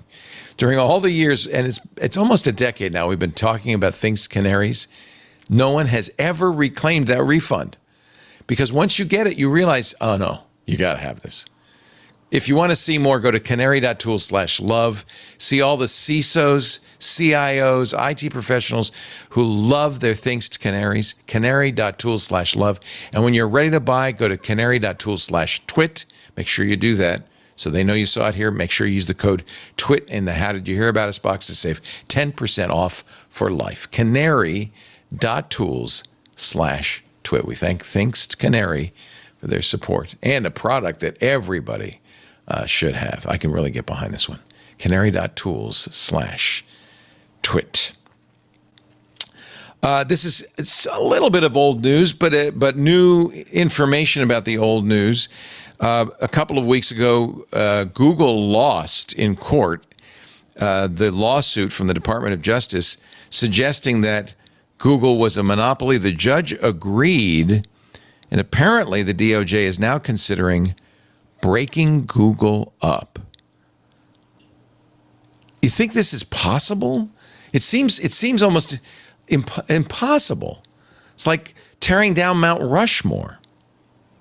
It feels like, again, for narrowly what was the problem here wasn't it paying to make the search the default, right? The Judge Amit Mehta, ruled this on August 5th, so it's been a couple of weeks. He said Google illegally monopolized the markets of online search and text ads, that was the area, they're in a lot of areas, but that was the area where they were in an illegal monopoly. And he particularly paid attention to the fact that they paid $26 billion last year to Apple, Firefox, Mozilla, and Samsung to be the default search engine on those companies' platforms. And he said that is the example of what a monopoly does to ensure their monopoly. That's the antitrust violation. Far be it from me to defend one of the biggest companies in the world, but then stop pay to play, which weirdly would harm Apple and Firefox more than Google. But if what the harm here is pay to play, then I don't understand the leap. Go ahead, Dan. The remedy? Yeah. Are you saying? Well, I think I'm tracking with you, but are you getting to the remedy? Like, yes. Right, because so if the remedy is to break up, like, let's separate Android from Google, let's separate search from ads or something like that. But if what the problem was, if what the monopolistic behavior was pay to play. We will make sure that no one else can be the default search on iPhones, and we're going to pay you $20 billion a year to do that. Then just cut that out. I think that was the top line, but there were other things Meta didn't like. He said the fact that Google requires device makers to sign agreements in order to use apps like Gmail and the Google Play Store, he felt was also an antitrust violation. According to Bloomberg, these requirements, the agreements also require Google's search widget and Chrome browser be installed on these devices in a way they can't be deleted. He found that anti-competitive. But I do think you're right that the DOJ is saying, "Hey, victory, let's shoot the moon." You know, they're according to Bloomberg, divesting the Android operating system is one of the remedies most frequently discussed by Justice Department attorneys. And also, okay, so I'm just going to come back to this point. I don't see that A leads to B there, but then also B also means how can Android stand alone? There, when you're breaking up companies, you know, I see what you're saying. Even if you sold off Android, there's still a monopoly. You know, also, that company will be a monopoly. There's only two phone operating systems, iOS and Android. Yeah. So they'll still have that same clout. They'll still be able to go to a phone company and say, well, okay, what they won't say is you got to put Google stuff on here, though. I thought my understanding, and I am a layperson just watching this happen, but my understanding was that Android was part of the distribution, and that was part of the problem. That because Android was in so many hands, and because this was tied to a default in so many hands, there wasn't an easy solution. Meta's ruling, this is again from Bloomberg, found that Google monopolized the advertisements that appear at the top of search results pages to draw users to websites, the text ads. They are sold via Google Ads, and they offer marketers a way to run ads against certain keywords. By the way, this is 2/3 of Google's total revenue is from search ads, $100 billion in 2020. Okay, now again, so maybe they'll sell. They say sell off AdWords. That might be another thing they would. Okay, say. but if you separate search, again, I don't know how I'm in this place where I'm defending. But like, let's say you separate search. No, your point is this is a hard thing to do. I understand. Yeah, I don't understand. Like, you could. What if you break up the company, and by being like, okay, search is over here and ads are over here. Ads is $90 billion a year. Search is nothing. $300 million a year. Yeah. So how do you, like, you would kill, it's throwing the baby out with the bathwater. I mean, look, again, smarter legal minds than us are in theory thinking about this, but it's hard to know because is the DOJ lawyers smart legal minds? They're trained legal minds. I'll give you that. It does seem like they're kind of going for the jugular, or maybe they're just. Well, here's but what's also, very I likely: mean, but they're floating these as trial balloons to Bloomberg to see what the markets and others. I think that's pretty accurate. Yeah, at least that's a component of it. Yeah, because again, like if you just spun off Android by its lonesome, in theory that could be worth a lot of money, but like from a standing start. Would that be a company that could survive? We don't necessarily know that because Android exists. The last time this happened, it was breaking up AT&T, and there was a natural, easy way to divide it into the regional bells, and without harming anybody, but breaking up in the monopoly. It is not as obvious with Google. Yeah, the lines of delineation. Yeah, right. In fact, Microsoft. For a while, that's what the DOJ wanted to do in the late 90s, early 2000s. They wanted Microsoft to break up. And the obvious breakup was the Office business and the operating system business. And both could have survived on their own. But your point is well taken, Brian. How do you break up Google without killing the baby? It's not easy. There's only one thing that's valuable, as you just said, by 2/3 of Google's revenue comes from search ads. So I don't know how you separate that from search, and then search still lives. Or what if you made them? And by the way, this has not been raised according to Bloomberg. But what if you made them divest YouTube? That is a clearly delineated. I mean, that's kind of right there. There aren't if there aren't geographic boundaries, right? There could be business boundaries which are blurred by the monetization, and YouTube kind of stands alone. Except for the fact that, again, none of us here are lawyers. That's not what we're talking about. Like, is that a way you could do that? Hey, we are wrapping you on the knuckles for your behavior over here. We want you to divest from this thing over there. Which, by the way, YouTube as a standalone company, I will buy into that as soon as it's available. Well, and that was what Dvorak always said about breaking up Microsoft. You just get two incredibly valuable companies. It's not, there's no punishment. But I don't, again, and you've made this disclaimer, so I'll stipulate it. We're not lawyers, but I don't think the goal is to punish Google. It shouldn't be, right? This is not, we're not talking about punishment. We're talking about a remedy. Remedy, yeah. And so, and then in which case your point is well taken. Is that a remedy? Does it make things better? Or does it just make Google into a untenable business? A search business without any revenue?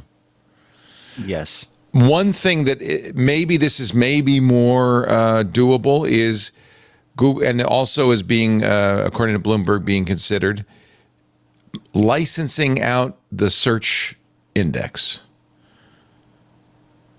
So another option, this is from Bloomberg Direct, would require Google to divest or license its data to rivals like Bing or DuckDuckGo.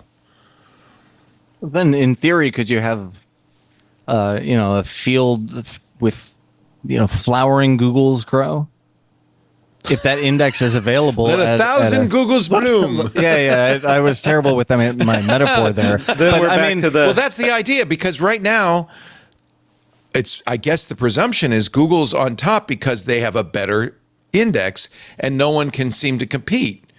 Wait. Weirdly, we're at an inflection point where, in theory, if these new AI search things, like if someone help me, the company's Perplexity. name is Perplexity, right? Where it's like, hey, we're not going to send you to a web page. We're just going to summarize the web for you. And then they're cutting deals with publishers and things like that. Maybe the timing is right where that could work, where you could have different offerings for search. Am I crazy? Well, that's Arc of course does the same thing, right? Or something very similar. Arc search, yeah. Yeah, well, it uses Perplexity, actually. Oh, does it? Yeah. Okay. At least mine does. But my Google search index is all just generated now. Well, yeah. Have you seen the latest Google results? They do a whole paragraph of AI above, which I think is of dubious value, to be honest. And if I were the websites creating the content that they're summarizing, I'd be really pissed, because I imagine that's biting into their traffic, eating into their traffic. Well, they're pissed and making deals at the same times. Well, they're making deals if they can. Yeah, if they can. I would be very pissed if I owned a media company. I left a media company in part because there were untenable business models. I would be, if I owned a media company. And look, you can look back in history. I'm not pointing out any one particular tech company, but if I love Brian's history hat. So let's put our history hat on and look at the early days of search, the early days of Google Books, the early days of social, and now AI. The same language was used. Oh, that's what a. I have my that's the pith hat. This is Mr. Livingston, I presume. History hat. Do you have a cigar or a pipe you can smoke? Oh yeah, I've got all sorts of. Oh, there you go. I'm fully equipped. I may not have brought the canary with me, but I got the hats. Oh, there you go. That's a better one. This is the Yosemite history hat. Right. No, I'm sorry. I sidetracked you. No, this is a much better sidetrack. I think media companies have heard the same language from tech firms for the last 2.5 decades. And honestly, we're not going to screw you. Just trust us. Yeah. So there are a couple of things that people have said. One is these kinds of actions by the courts and by the DOJ are so much slower than the rate of change in technology that they're always after the fact. They're too late. And that's the point, I guess, that right now search is kind of being disintermediated by AI search and other tools, and maybe Google doesn't have the monopoly anymore. Just as Microsoft started to lose its internet monopoly right about when the DOJ said, "Hey, I was raising my hand, Leo, to say, do you buy into the idea that the reason that Amazon is an independent company and I don't know, Google's an independent company, Facebook's an independent company, is because Microsoft had to sit on their hands for a decade.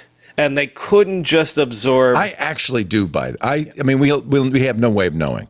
But I do think that the DOJ consent decree with Microsoft and just the chilling effect it had, and we know this is the case from Microsoft executives who said, yeah, we thought of acquiring that company, but then we went, oh, no, we better not.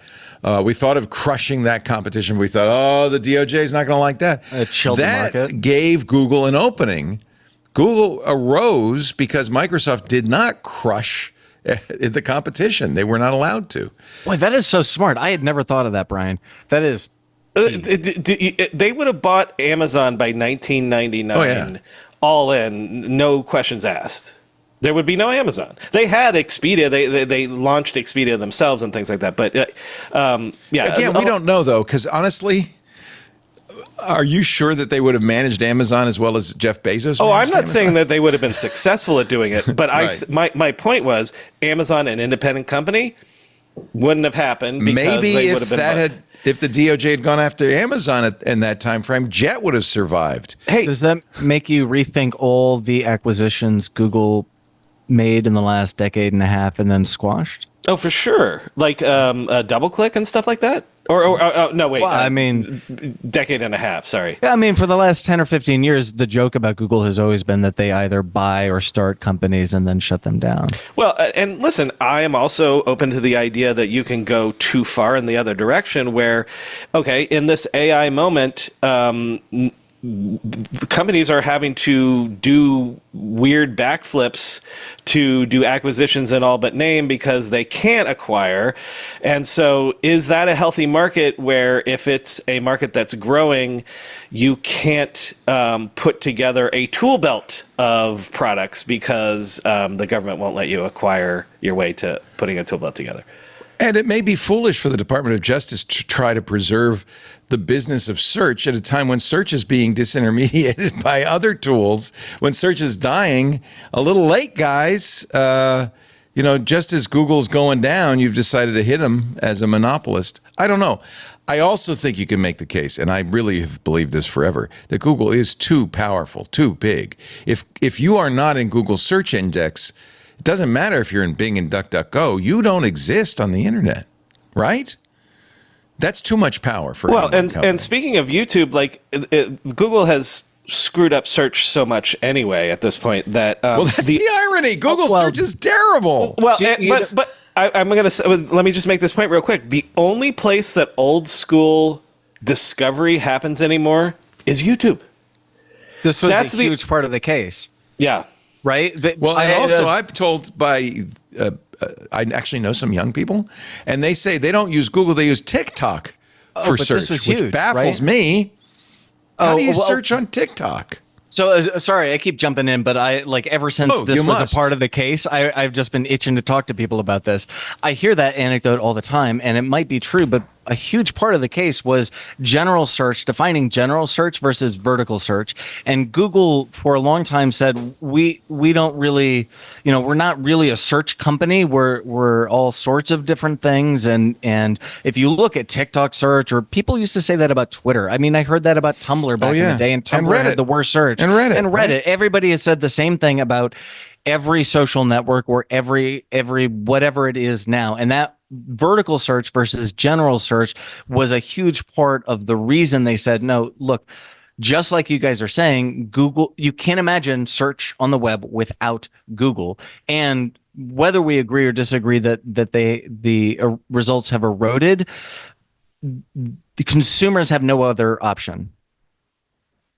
And while you can search in TikTok or you can search in Twitter, those aren't the same things as a broad search. Sorry. Anyway, I didn't mean to jump in. It was just a huge part of that. Dan, if you don't jump in, you will not be heard. Jump in, by all means. We're all friends here. This is a vigorous conversation. I thought this would be the most boring. I mean, it just flew under the radar for so long. I didn't pay attention to it for so long. And then the last 2 or 3 weeks, it was like, oh, this is something is happening. The DOJ thing? Yeah. Well, it's been a long time since the federal government tried to break up a company. Since I think since Microsoft. Can I predict? Yes, historian. Predict. It's not going to be very much. It's going to be essentially don't do pay to play anymore. In which case it'll harm Firefox and Apple more than it'll harm. I would be extremely shocked. Not a politician, not a lawyer, all that stuff. If they literally make them segment out part of their business. This is why, Brian, our job is tough. Because you and I know, we look at this, we go, well, no matter what, it's going to be 5 years. Nobody's going to even remember this conversation. And remember what happened to Microsoft is right. you had a regime change, you had a different party in power, and then by the time the actual ruling came down. Yeah. And then you had a consent decree. And I mean, so this is just the beginning of a long fight. And it's the same problem with breaches. Like, you want to report breaches? Well, yeah, but it's background noise at this point. This is just more background noise. The idea of pay to play being eliminated, like I searched really quickly. Google is responsible for 81% of Mozilla's revenue. Well, that's so, my problem. Yeah, yes. That's what happens to Mozilla. I guess we know what happens to Mozilla. Yeah. You know? And that stinks because I use plenty of people use Firefox every day. Yeah. You know. Yes. This is a perfect example of unintended consequences.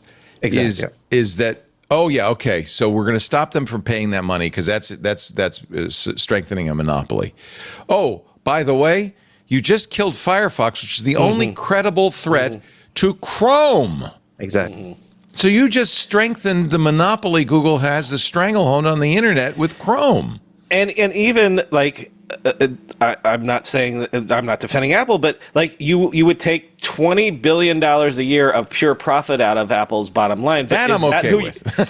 Which, hey, I get it, but also like A to B to C, does that make any sense? No. We're punishing. You're punishing the wrong people. Yeah. Wait, no, it's not punishing. It's remedying. We're remedying Google, but we're punishing Apple. Right. Exactly. Google just gets a remedy. Apple gets spanked. Meanwhile, the consumer is scratching their head. It's like if your daughter gets spanked for what your son did. It's not right. It's just not right. All right, let's take a break. We're going to talk more with our great panel. I'm glad you're here watching This Week in Tech. And we thank our club for making it possible for us to stream everywhere now. This is kind of a new thing we're doing. I've got people chatting with us on YouTube. We stream at youtube.com/twit/live, twitch.tv/twit, LinkedIn, Facebook, Kick, Discord for our club members. Oh, I almost forgot, X.com. I feel a little guilty about that one. But hey, you know, if you're on X, you get to watch us. What's wrong with that? As long as we're not being DDoSed, we're okay. Thank you, club members, for making that possible. And if you're not a club member, I invite you to join. $7 a month, lots of benefits. The biggest one is you're supporting what we do. We've cut our costs as much as we can. That's why I'm at home. Don't have a studio anymore. We want to be as efficient as possible, but we want to keep doing what we're doing. And with your help, we can. You see that QR code in the upper left? No matter what platform you're on, scan that, join the club, or visit twit.tv/club-twit. We thank you so much for your support. Our show today brought to you by 1Password. We got some really good news a few months ago. One of our sponsors, Kolide, K-O-L-I-D-E, announced that they had been acquired by 1Password. I thought that's great. I mean, both companies are kind of in the authentication business. It's kind of a natural match. Well, now we're seeing the result of that acquisition, and it's really, really great. It's 1Password Extended Access Management. Now, here's the problem it solves. Just ask yourself, if you are managing a network, do your end users stick with company or company-approved apps, company-owned devices? You know, do they stay within your walled garden? Of course not. They have their own phones. They bring in their laptops. They use apps, all kinds of apps that you don't approve. You don't even know if they're up to date. You don't know if they're secure. So how do you keep your company's data safe when it's floating around on all those unmanaged apps and devices? That's what 1Password has solved with extended access management. 1Password extended access management. It's the first security solution that brings all those unmanaged devices, those apps, those identities on your network under your control. It ensures that every user credential is strong and protected, that every device is known and healthy, that every app is visible. And I love it because it enlists the support of your employees, your users, to keep you secure. Now they're part of your IT army, your security army. That's a great way to use users to help you get the job done. They're not the enemy anymore. They're the solution to the problem. Extended access management from 1Password. It solves problems traditional IAM and MDM can't touch. They like to use the analogy that your company network, your security, is like a college campus's quad. The quadrangle with all the beautiful grass and the nice brick ivy covered buildings all around, and the beautiful little paved brick paths between the buildings. So the buildings are the company-owned devices, the IT-approved apps. You've got your little managed employee identities walking up and down those paved paths. But then there's also the paths that people actually use, the shortcuts. The shortcuts through the grass, the dirt paths that are the actual straightest line from point A to point B. Those are the unmanaged devices, the shadow IT apps, the non-employee identities like contractors. Truth is, most security tools work on the happy brick paths, but a lot of the security problems take place on the shortcuts, and that's why you need 1Password extended access management. It's security for the way we work today.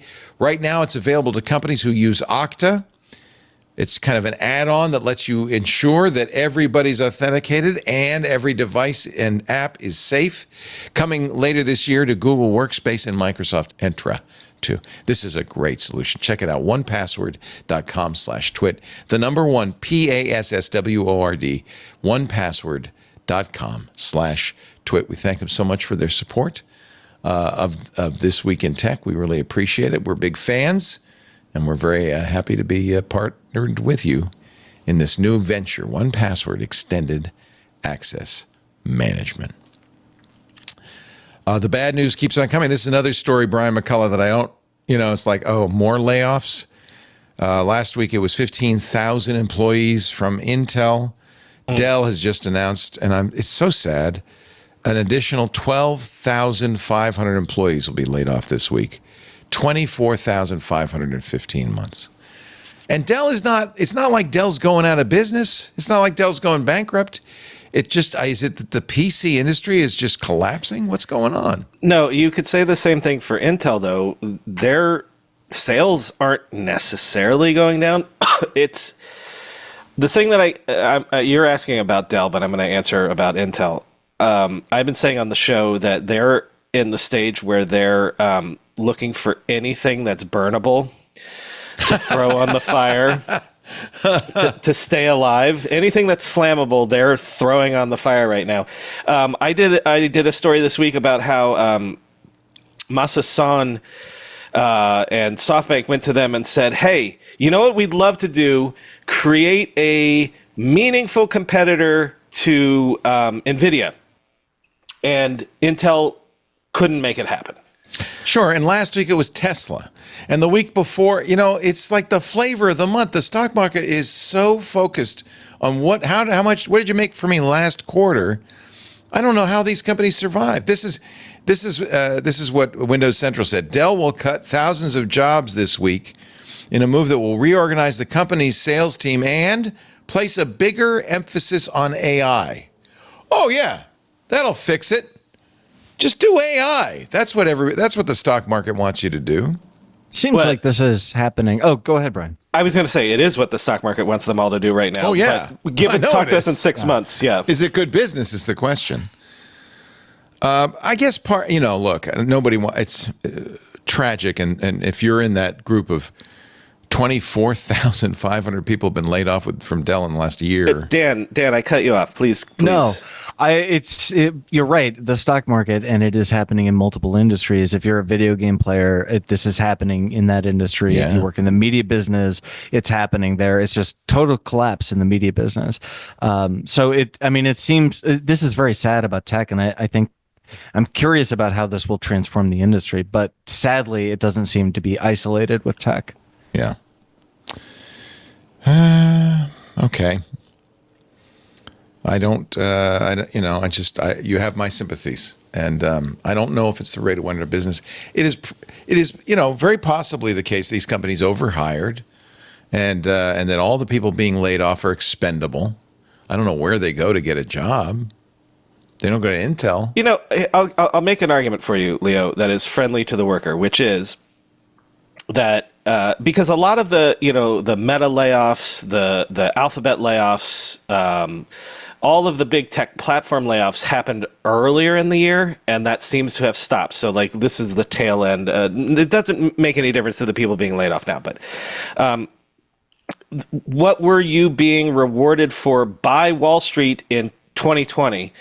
When Amazon and Meta and everybody were increasing their headcount by 15% a year over year, Wall Street was rewarding you for that by being like, listen, you're the FANG stocks, you're the Nifty whatever, and just keep everything you're doing is just working like crazy, and so that's what how they responded to the street. So I'm literally not giving a pass to the management at the tech companies, but I am saying that they were taking direction from what Wall Street wanted. And, Meta's stock is almost up 100% this year because they had their time. I don't even want to call it a year of what did he call it? A retrenchment or yeah, but they got punished because the metaverse efficiency, was a crappy idea. But what I'm saying is but Leo, the stock is back up because they're still spending like crazy on capex because it's AI. It's all about what Wall Street wants to hear. They laid off tens of thousands of people, year of efficiency, but also our capex isn't going down because you want AI, we're going to do AI. It's expensive, yeah. Yeah. So it's traditionally thought, James Surowiecki wrote the book, The Wisdom of the Crowds. It's traditionally thought that the market combines the wisdom of multiple players and it always produces the right result. Is that right? On a 18-month leading or trailing indicator, yes. Depending on where you are on that. Yeah. Is it? I mean, I guess they're producing the right result for the people who are investing in the stock market. Maybe not for the companies that they're investing in. I don't know. I mean, if the stock market likes AI, who are we to say the stock market's wrong? But it's also like, how the bond market or the stock market can be a leading indicator for the next recession, or will tell you, like, when we come out of recessions, the stock market goes up like 6 months or 12 months or 18 months before. It is an accurate indicator of things, but just not the accurate indicator of things right now today. Yeah. Do you know what I mean? And so it depends on where you are. It's the quarterly result focus that keeps you from doing long-term. You know that phrase, you can't put your foot in the same river twice. Like, so it depends on where. I don't know that. I've never I see heard what you're that, saying, because the river keeps flowing. Right. It's a different river every moment. Okay. Right. I didn't think about that. So it depends on when you put your foot in the river. Like, the market could be right depending on if you're expecting a recession tomorrow or a recession 18 months down the road. It depends on what your timeline is, I guess. All right. Well, I don't know anything about Dell's business, so I don't, and I don't know if AI is going to improve Dell's business. I just don't know if the market knows what's right either. Quantum cryptography is still not a thing, but the National Institute's of Standards and Technology has settled on the post-quantum cryptography standards that you will all need to use if you want your passwords to be secure on that magical day when the quantum computers come online and they can crack the simple RSA algorithm like a walnut. Sorry, I know I've been talking a lot lately, but the thing that was it. I never thought about this before. This is why, Dan, you just have to shout out what you want to. Yeah. I am so familiar with shouting out things. The thing that Go ahead, Brian. I hadn't thought about before was you need to encrypt this stuff now. If you go through this article, down the road, right? Down So, the road, it's almost like the inverse Y2K. although I have to say, I hope that they can crack the RSA algorithm, because then I can get my Bitcoin out of the wallet, and I'll be rich. And the good news is, by that time, it might be worth millions. Wouldn't that be a funny kind of coda to my career? He had 7.85 Bitcoin and could never sell it because he didn't know the password. Then the quantum computers came along and they chopped his head off, put him in a jar, but he's got a lot of Bitcoin. Well, point is, if you're a bank, Yes. encrypt with this new algorithm now. ML-Chem, formerly known as Crystals Kyber. MLDSA, formerly known as Crystals dilithium. I guess the NIST folks didn't think dilithium was a word that would inspire confidence. I don't know. And SLH DSA, initially submitted as Sphinx Plus. This was a little competition. In fact, some of the algorithms fell by the wayside. They were not, in fact, quantum hardened, but these three apparently are. So good news. And I bet you Steve Gibson will address this on Tuesday on Security. Yeah, this quantum cryptography river has been flowing for quite a while. And I'm curious about, like Brian said, I think encrypt things now, but I'm very dubious about a lot of the claims of quantum's capabilities. As am I. Or us of achieving those capabilities. I do believe that technology could do marvelous things, but I don't necessarily, I'm very skeptical or dubious that we will achieve that. But maybe it's prudent. I mean, it's certainly harmless to re-encrypt using a better algorithm, being prudent that perhaps quantum crypto crackers are on their way. They quote, TechCrunch quotes Dario Gil, who's the director of research at IBM, who thinks that we will hit a major inflection point around the end of the decade. That's only 6 years off, less, 5.5. That's when he says, IBM will be building a fully error-corrected system. The question is, from that point on, Gil says, how many years until you have systems capable of breaking RSA? That's open to debate. Suffice to say, we're now in the window where you're starting to say, all right, so somewhere between the end of the decade and 2035, the latest. That's only 10 years off. But on the other hand, IBM does sell, or is trying to sell, quantum computing. So, but the key right there is what he says is that if you're an adversary, be you a government or a business adversary, you could just download everybody's stuff right now. Collect it now. Yeah. That's what the NSA is doing. Yeah. You don't have to be an adversary. You could be the NSA. That's why they built that big data facility, so they could just collect everything. When I was covering cybersecurity as a reporter, and sometimes I would have pretty good sources, and I'm paraphrasing many people, but they would say the same thing, that like, yes, this might be a problem in several years, but I can do it now. Right. Like, the threat is here now. It's not, there could be future threats for sure, but there are present threats too. That's true. I guess the question is there any harm in re-encrypting using a post-quantum technology? And I think not. And I think probably we'll start seeing consumer apps like your password manager offering these algos, I would presume. Why not? If there's no harm. I would hope. Right? Yeah. This is a journalism story, but I think it's an interesting story. You probably, and I held off on this for a couple of weeks. The Trump campaign said that they were hacked by Iranians. And now, by the way, the Democrats are also saying they were hacked by Iranian hackers. But unlike last time, unlike 4 years ago, you may remember that news outlets, when they received the material that the Russian hackers had exfiltrated from the DNC, WikiLeaks published it. I don't know. Did other news outlets publish it? Yes. Also, Dan. Yeah. Yeah. Oh, for sure. A number of news. I don't have the answer, but I have been thinking about this for a long time. I would like to, in most broadcast organizations, you have what's called a standards and practices.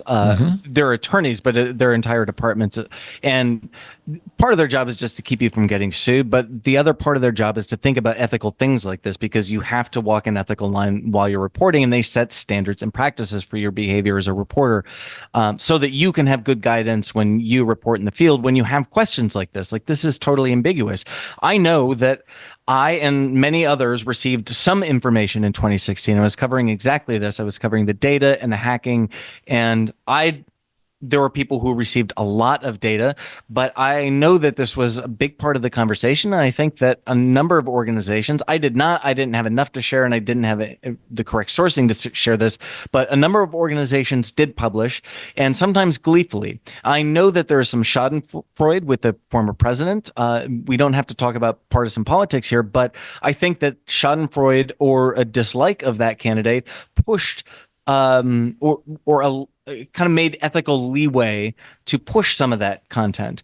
I think that's the point. The Associated Press was reporting this week that even though Politico, the Washington Post, and the New York Times received information about this most recent hack, they're not publishing it. And exactly. Maybe they've learned their lesson. Maybe, but you could say that this is then asymmetrical. Is it partisan? This is not me that making they wanted this to go argument. after the Democrats, right. but they don't want to go after the Republicans, apparently. Or that they were, Anyway, sorry to interrupt. Some of this material, Politico wrote over the weekend that they, starting July 22nd, had received email that included a 271-page campaign document, the vetting information about J.D. Vance, and a partial vetting report of Marco Rubio. Like many such vetting documents, the Times wrote of the Vance report, they contain past statements with the potential to be embarrassing or damaging. All three organizations, even though they were able to verify the validity of the material, decided not to publish. Those are only three organizations acknowledging that they have received this information. Or, yes, this information. Here's my take on it. I'm going to take it that we have learned our lesson, that we understand now that these hacks come from foreign adversaries who want to destabilize our government. Yes. And that we are going to be prudent in the release of this information, that it's hacked material, even if it's legitimate material, and even if it's newsworthy, because that's usually the debate, right? Is the public's right to know in the public's interest? Yes. Yeah. Yeah. But we don't want foreign adversaries to in any way be receiving encouragement to do this.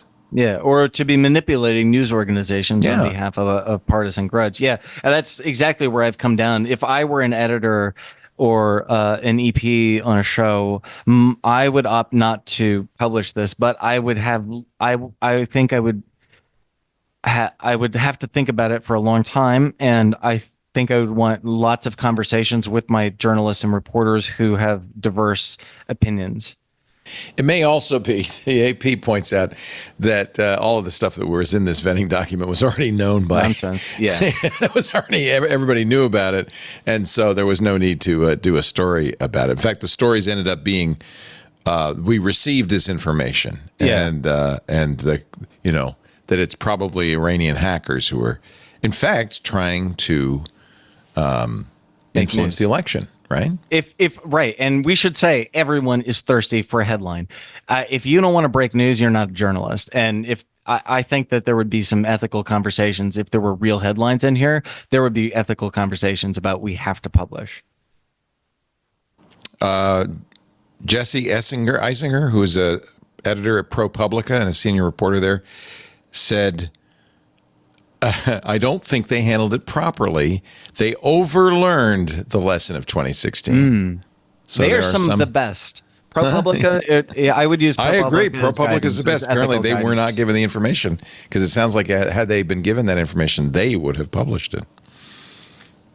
I think it's probably the highest national interest is to discourage these kinds of hacking and foreign influence campaigns. I mean, that's what you deal with, right? That's every day. Yeah, every day, geopolitics, and I mean, we have corporate clients that I have nothing to do with, but I mean, like, I am not in any way able to influence. I wouldn't talk about things I was able to influence, but yeah, geopolitics is what we do all day, every day. Yeah. And is it your belief that nations, especially nation states that have that are our adversaries, are using hackers and other means to try to destabilize our elections? Oh, for sure. Yeah. That's not controversial. And we do that too, and we've done it for a long time. In fact, we do it to them. I still publish for Jason Heiner over at ZDNet. I write a monthly column about cybersecurity, and this past column I interviewed an old friend of mine, Jack Rice, who is a former CIA agent. He was a journalist and now a public defender in Minneapolis, and he talked a lot about how I know a lot about how some of our adversaries, and mostly when people say the word adversary, they mean Russia, but how some of our adversaries behave because I did that while I worked at the CIA. And let me give you a bunch of quotes about how it works. So you publish those quotes, I presume. Oh, for sure. Yes. maybe not the material though. All right. Let's see. I'm getting a little hot in here, and that's probably because my air conditioning is lying to me. Wait a minute. What? Who put this in here? This is a story from The Atlantic by Daniel Engberg. Your air conditioner is lying to you about eco mode. Well, I put this in there. All right. Is it? What is it? Why? What is this about? If you have a window unit, any modern window unit, you have like an eco button or a money saver button. Money saver button. Now, if you've ever tried to use I would like a money saver button. Can I? Yeah, me too. And I turn it on sometimes at night, and guess what? I wake up at 3 a.m. and I'm sweating, and I'm like, wait, what is this for? Long story short, TLDR. This was a 15 years ago government program where it's like, well, make it more efficient and have a button that says it's more efficient. Well, more efficient means it turns off the stuff that's cooling. Yeah. It's more efficient because you're sweating your pants off. But number two is that there was any manufacturer could say whatever they want. Maybe it turns off the fan. Maybe it turns off the condenser. Maybe it turns off. So there's no sort of like apples to apples sort of thing of what eco means. And then my favorite thing about this is, so the reporter asks Amanda Stevens, who was then the EPA's product manager for Energy Star Home Appliances, why, if money saver mode really did improve efficiency at little or no cost to thermal comfort, she and the EPA hadn't pushed harder so that it should be the only mode available on air conditioners. Why don't we just make that the default? She said that's a valid question. So, Dan, you got up. Were you checking to see if you had a money saver button on your AC? I know I do, and I push it all the time. It doesn't do nothing. Well, have you noticed that it makes it hotter, and so then you just turn it off? Money. Yeah. Look, my internal rationalization is that it cools it down, and then it keeps it there. Maybe it turns it on. The idea is that, I set it at 72 so that once it hits 72, it shuts off, or at least chills, or calms down for a bit. I see what you did there. Yeah, but it doesn't or it maybe does, but you have no way of knowing because one manufacturer versus another does things differently.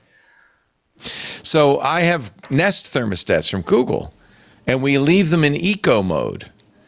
And all that means is it turns up the maximum heat and turns down the maximum cool. And it just, so it's less comfortable. Well, yeah, that's obvious. It's the old Jimmy Carter sweater mode. Yeah, sweater mode. Now, if they put a sweater mode on there, I'd do that. I like sweaters. Anyway, part of the problem is there's no requirement except that you turn off the fan. That is, you have to do that, but what else you do is up to each manufacturer. And it varies dramatically. But I think it's my guess, and I don't know, Daniel should probably do a survey. Maybe Consumer Reports could do this, that none of them are desirable effects. And if you're running your AC, you're doing it for a reason.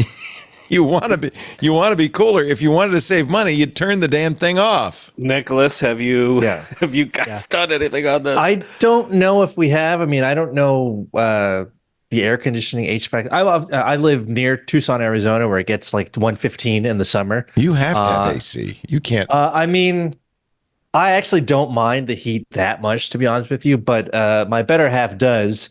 So she's in charge of the HVAC system, and we keep it at around 78 during the day, and then maybe 68, 69 in the evening.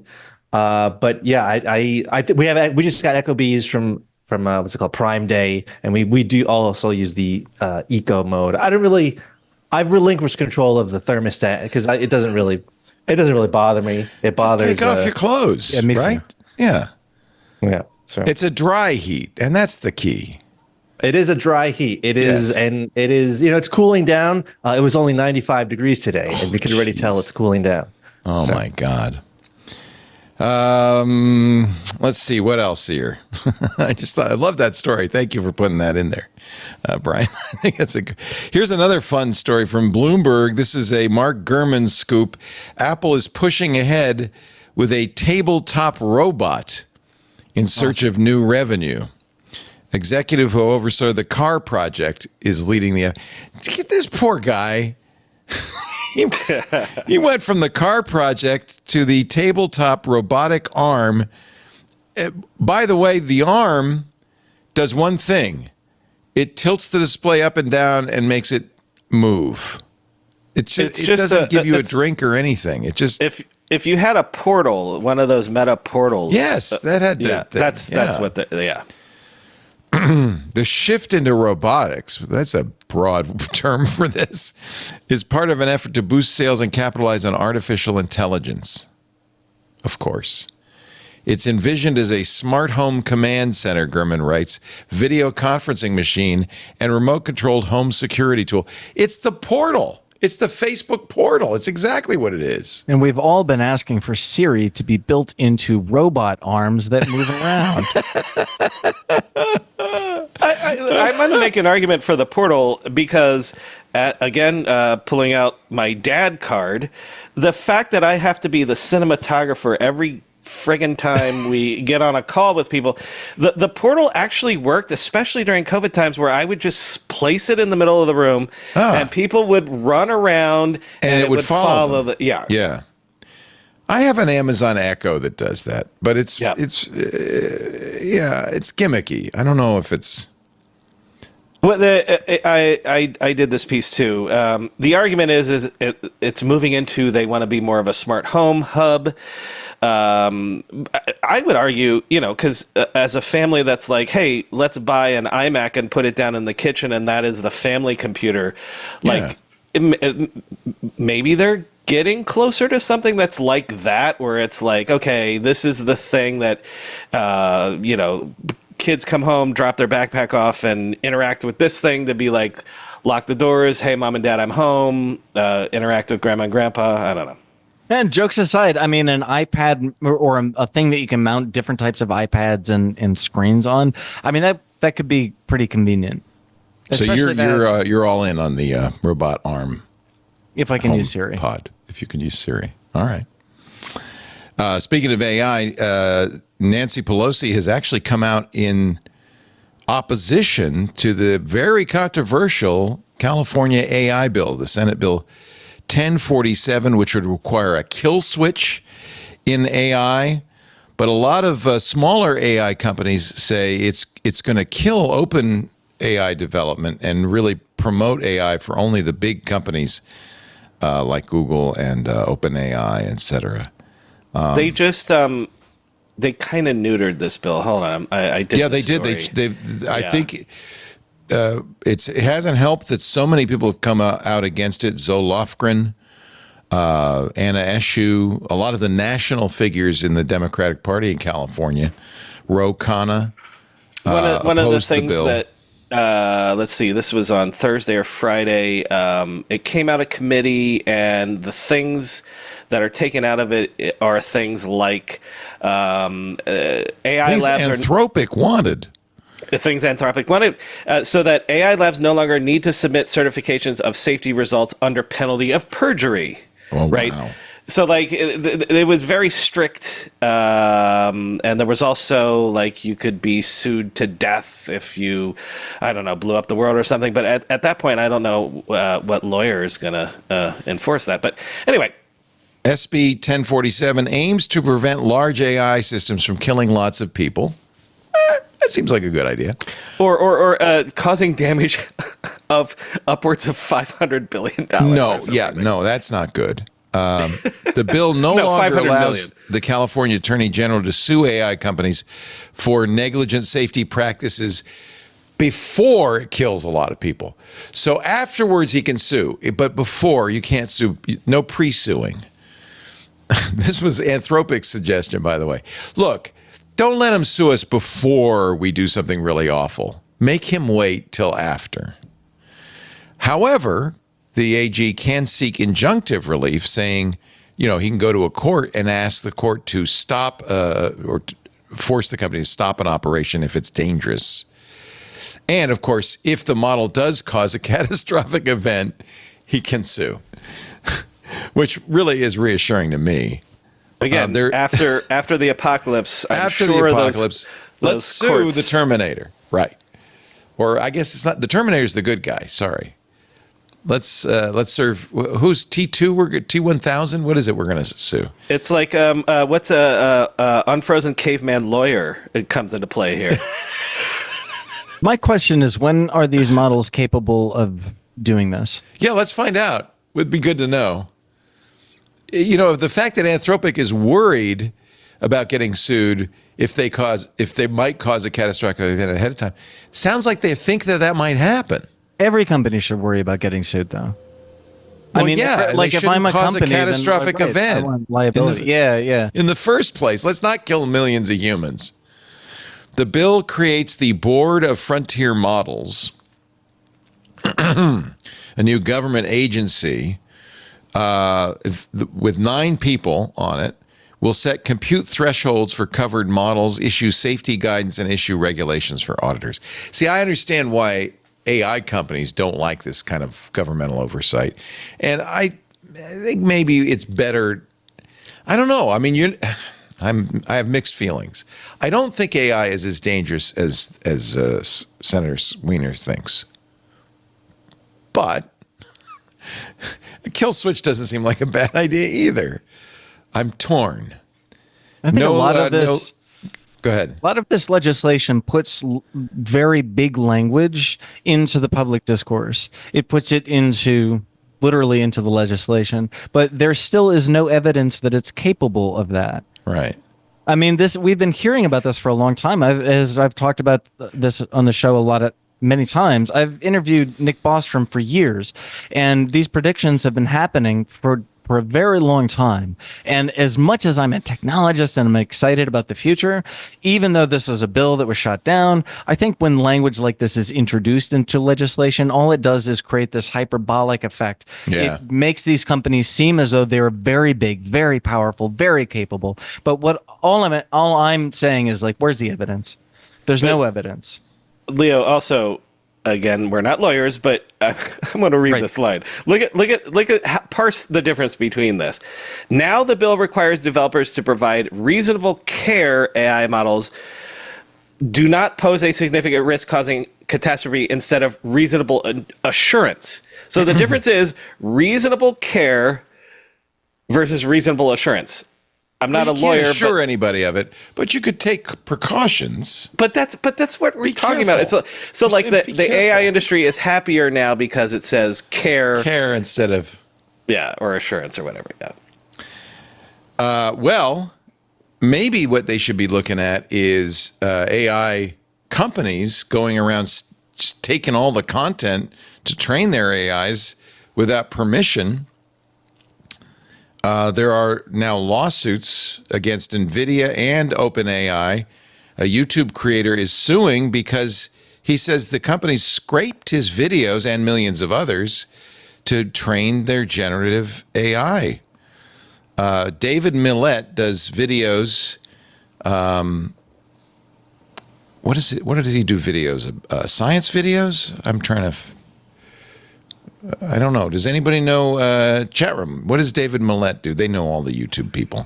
He's a YouTube creator. He charges NVIDIA with unjust enrichment and unfair competition, seeks class action status so all the other creators can sue, all the other YouTube content creators can sue. NVIDIA unlawfully scraped YouTube videos to train its Cosmos AI software, according to the suit. NVIDIA says we respect the right of all content creators and are confident we're working in full compliance with the letter and spirit of the law. Most of these AI companies just say, well, it's public. But the Cosmos, the NVIDIA things, that's not out yet, right? Yeah. Am I wrong about that? It's not out. No. Yeah. Millet's OpenAI lawsuit accuses that company of taking more than 1 million hours of programming from YouTube using automated means. Well, we know they're doing that. That's why they wrote Whisper AI, so that they could transcribe all the text from these YouTube videos and ingest them. NVIDIA apparently also took video from Netflix, according to 404 Media. NVIDIA says anyone is free to learn facts and ideas from publicly available sources. I agree with them that. You have a right to read. Creating new and transformative works is not only fair and just, but exactly what our legal system encourages. Thoughts? I'm a skeptic, but I can buy it. I can understand that argument. I don't know. I kind of feel like you right publish the videos and you publish the video for humans to. I guess this is the fundamental question: is there something different about a human watching your video, ingesting it, learning from it, and using that information than there is from a corporation doing the same thing? It's consumption Scale and versus monetization. Consumption versus production. Yeah. Yeah, exactly that. He said it better. No, actually, I liked yours because money is the key element to this, right? Well, scale and that's Scale what the way and I money. think about it is scale and monetization. Yeah. Like anybody has a right to read something I wrote or watch a video, but you don't necessarily. In fact, you explicitly do not have permission to monetize it. That's a license. Like you do not have a permission to monetize it or to build a business. So would it on be the back okay of it. with you if Meta, for instance, used it for training its Llama AI, which is open and can be used by anybody freely? Should it be able to read and look at anything on the internet and get smarter? And I'm sometimes compelled by your argument too, Leo, that like, well, if we just give, if there's more data, these things become better and we'll all benefit. I think that's a very compelling argument as well. I don't have the answers. I just know that I make content, or at least in the past, my living was I had to make content to make a living, and the companies I worked for, and when I worked for myself, like it's yeah, but you know, what's disheartening. doing you more harm, David Millett and other content creators, is YouTube extracting that information and putting it into a search result so that people don't have to even go to your video. They just get the answer they're looking for and move on. Isn't that more harm? Or the analogy maybe is like, if I pay for NFL Sunday Ticket, fine.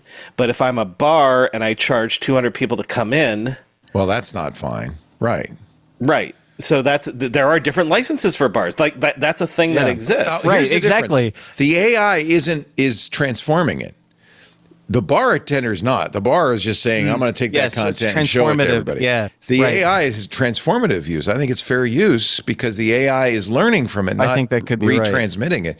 You know, that was the lawsuit against the New York Times was based on the idea that you wouldn't have to read the New York Times. You would just ask OpenAI and it would regurgitate the contents of the New York Times. But in fact, it doesn't. This lawsuit required jumping through massive hoops to get OpenAI to print a paragraph from the New York Times. It's not the way it works normally. It's transformative. Right. That's I'm a long way from my media law classes, but if it's transformative, it adds additional that's fair value, use. right? Yeah.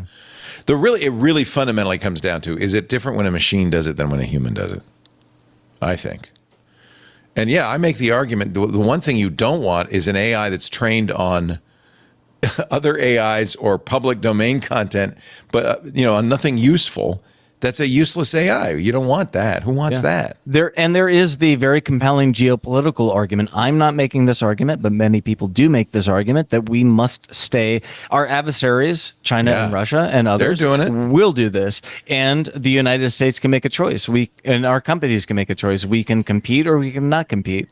I'm not making that argument, but I think that is very compelling, and I might buy into that. I'm searching for David Millet's YouTube videos, but I'm having a hard time finding them. So I don't. I guess it doesn't matter whether it's Marquez Brownlee or David Millet suing. I mean, they have the same point. I might be more sympathetic if it was Marquez Brownlee. I guess because I like Let me him. throw. This is tangential, but we know that it's cost tens of millions of dollars to do the most recent models, to train the most recent models, and the most recent models, hundreds of millions of dollars. And lots of people, including Zuckerberg, including Dario at Anthropic, are saying that the next models will be $100 million and then $1 billion. We're talking about this idea of nation states competing with each other in AI. We could be approaching a point where the only people, if every time you train a new model, like GPT 5, 6, 7, 8, it goes from 100 million to 1 billion to 10 billion to 100 billion. What if the nation states are the only ones that will have the capital to train the next models, and then you give it to your local startups or your national, and that becomes a thing where it's a race between nation states to do this sort of thing. Yeah. That. Let's pause, and then I'm going to ask you about Grok, X's AI, which has no safety in it whatsoever, no parameters, right? Google with Gemini and Anthropic, especially Anthropic, OpenAI, they all try to keep their generators from doing bad things. Elon says, do bad things. Let's see what happens. I'm not sure I disagree with him, but I'd love to know what you think. Stand by. You're watching This Week in Tech. Nicholas De Leon, our wonderful fellow from senior electronics reporter from Consumer Reports. It's great to have you in the 95-degree heat. And I am sweating. Yes. It's 75 here, and I'm sweating more than you. I don't understand it. You're just that's cold to me. 75. Yeah. I'm like the opposite of like most. You would be freezing here. I was freezing when I was there. What was I? May, June when I visited you. I was cold. I was like, oh my god, I'm dying. Get out of here. I'm dying here. I'm schwitzing. Dan Patterson, great to have you from Blackbird AI, longtime friend of the network. It's always wonderful to see you, Dan. And I actually say the same of all three of you. And Brian McCullough, also a good friend of the network and host of the Tech Meme Ride Home podcast, which you can find right on the front page there at techmeme.com.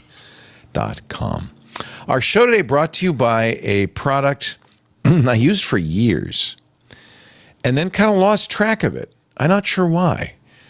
And the other day I would talk to them and they said, we never went anywhere. I said, what? Experts Exchange. Does that ring a bell? Did you ever use Experts Exchange? Well, now more than ever, you need Experts Exchange, a network of humans, not AIs, trustworthy, talented tech professionals, people working in the field who can answer your questions, give you industry insights, give you advice. People who are actually using the products in your tech stack instead of getting some AI to hallucinate some answer to a question or, in a way, this is so much worse, paying for expensive enterprise-level tech support, which is often wrong and hugely expensive. Experts Exchange is different. It's a tech community for people tired of the AI sellout. Experts Exchange is ready to help carry the fight for the future of human intelligence. They give you access to professionals in 400 different fields. I'm talking everything from coding to Azure to DevOps, networking, everything you need to know in your job, in your life. But unlike some of those other places, you might say, well, yeah, there's sites that answer those questions. Yeah, but they're so full with snark. And if you ask a question that they deem dumb, they will tell you dumb question. Or if you ask a question that's been asked once before by somebody 23 years ago, they'll say, oh, that's a duplicate question, and they'll close the thread down. Not Experts Exchange. Duplicate questions are encouraged. There are no dumb questions. The contributors love graciously answering your questions. You know, the key to this is the real reward for expertise, for learning, for becoming an expert at something, is sharing that expertise with somebody who needs it. That is satisfying. And in fact, in many cases, these experts are getting continuing education points. And of course, they also get great karma points from Experts Exchange. They love doing this. They're there to answer your questions. One member said, quote, I've never had GPT stop and ask me a question before, but that happens on EE all the time. Experts Exchange, proudly committed to fostering a community where human collaboration is fundamental. I know many of our audience members are actually experts on Experts Exchange. Rodney Bonhart, who listens to Security Now and Twit, he's a VMware V expert. Edward Van Biljon, I hope I'm saying your name right, Edward. Van Biljon, maybe? He's a Microsoft MVP, an ethical hacker who knows more. I mean, he's forgotten more than I ever knew. I mean, this guy, Cisco design professionals are in there, executive IT directors. It's not just questions like, well, you know, how do I connect a token ring network to my Ethernet network? It's that, but it's also, hey, I'm trying to run a business here and we're having trouble with suppliers. What do you recommend? There's all sorts of experts on there who can help you with all kinds of questions. And here's the thing you got to know. Other platforms, you know who I'm talking about, betray their contributors by selling the content they have freely put on that platform to train AI models. They make money at it. Not Experts Exchange. Your privacy is never for sale. They stand against the betrayal of contributors worldwide. They have Experts Exchange. Let me say this very clearly. Experts Exchange has never and will never sell your data, sell your content, sell your likeness. They block and strictly prohibit AI companies from scraping content from their site to train their LLMs. That content is for humans only. No LLMs involved. Moderators strictly forbid the use of LLM content in the threads, and they'll block it. This is the place you want to go to get real answers from real humans. Experts deserve a place where they can confidently share their knowledge without worrying about a corporation stealing it to increase shareholder value. Humanity deserves a safe haven from AI. So wherever you come down on this AI question, here's a place you can go, a safe haven you can go to get your questions answered. And the answers are fantastic. But you might be saying, well, I don't know. Leo, you're telling me about this. Well, I don't know. How about this? 3 months free, no credit card required. They are so confident that once you start using Experts Exchange, you will gladly join, that they're going to give you 90 days for free, and there's no credit card needed or required. I think you're going to find this a huge, valuable resource. I know people have questions. I get them.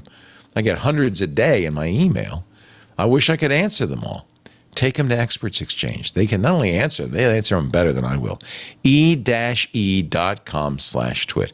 You know they've been around a long time because they have one of those 3-letter.com domains. That's pretty good. e-e.com/twit to learn more. I was so pleased. I talked to these guys for an hour. I was so excited that they are not only still around, but they're doing better than ever. Experts Exchange. You need to know about this. e-e.com/twit. We thank them so much for supporting This Week in Tech. So, Grok, what is it? Grok, is it 2.0, the new Grok? This is Elon Musk's AI. It's a chatbot. It's a generator. It uses a image generation tool called Flux, which is quite good, but also has no qualms about copyright violation, violence. You can make Taylor Swift in lingerie with it. You can hear there's Mickey Mouse taking a little cigarette break. You can do anything with it. You have to subscribe to X Premium. People have posted images on X of everything generated by Grok, from Barack Obama doing coke Donald Trump with a pregnant Kamala Harris. Harris and Trump pointing guns. Dan, is this a problem, or is it so obviously fake that you don't have to worry about it?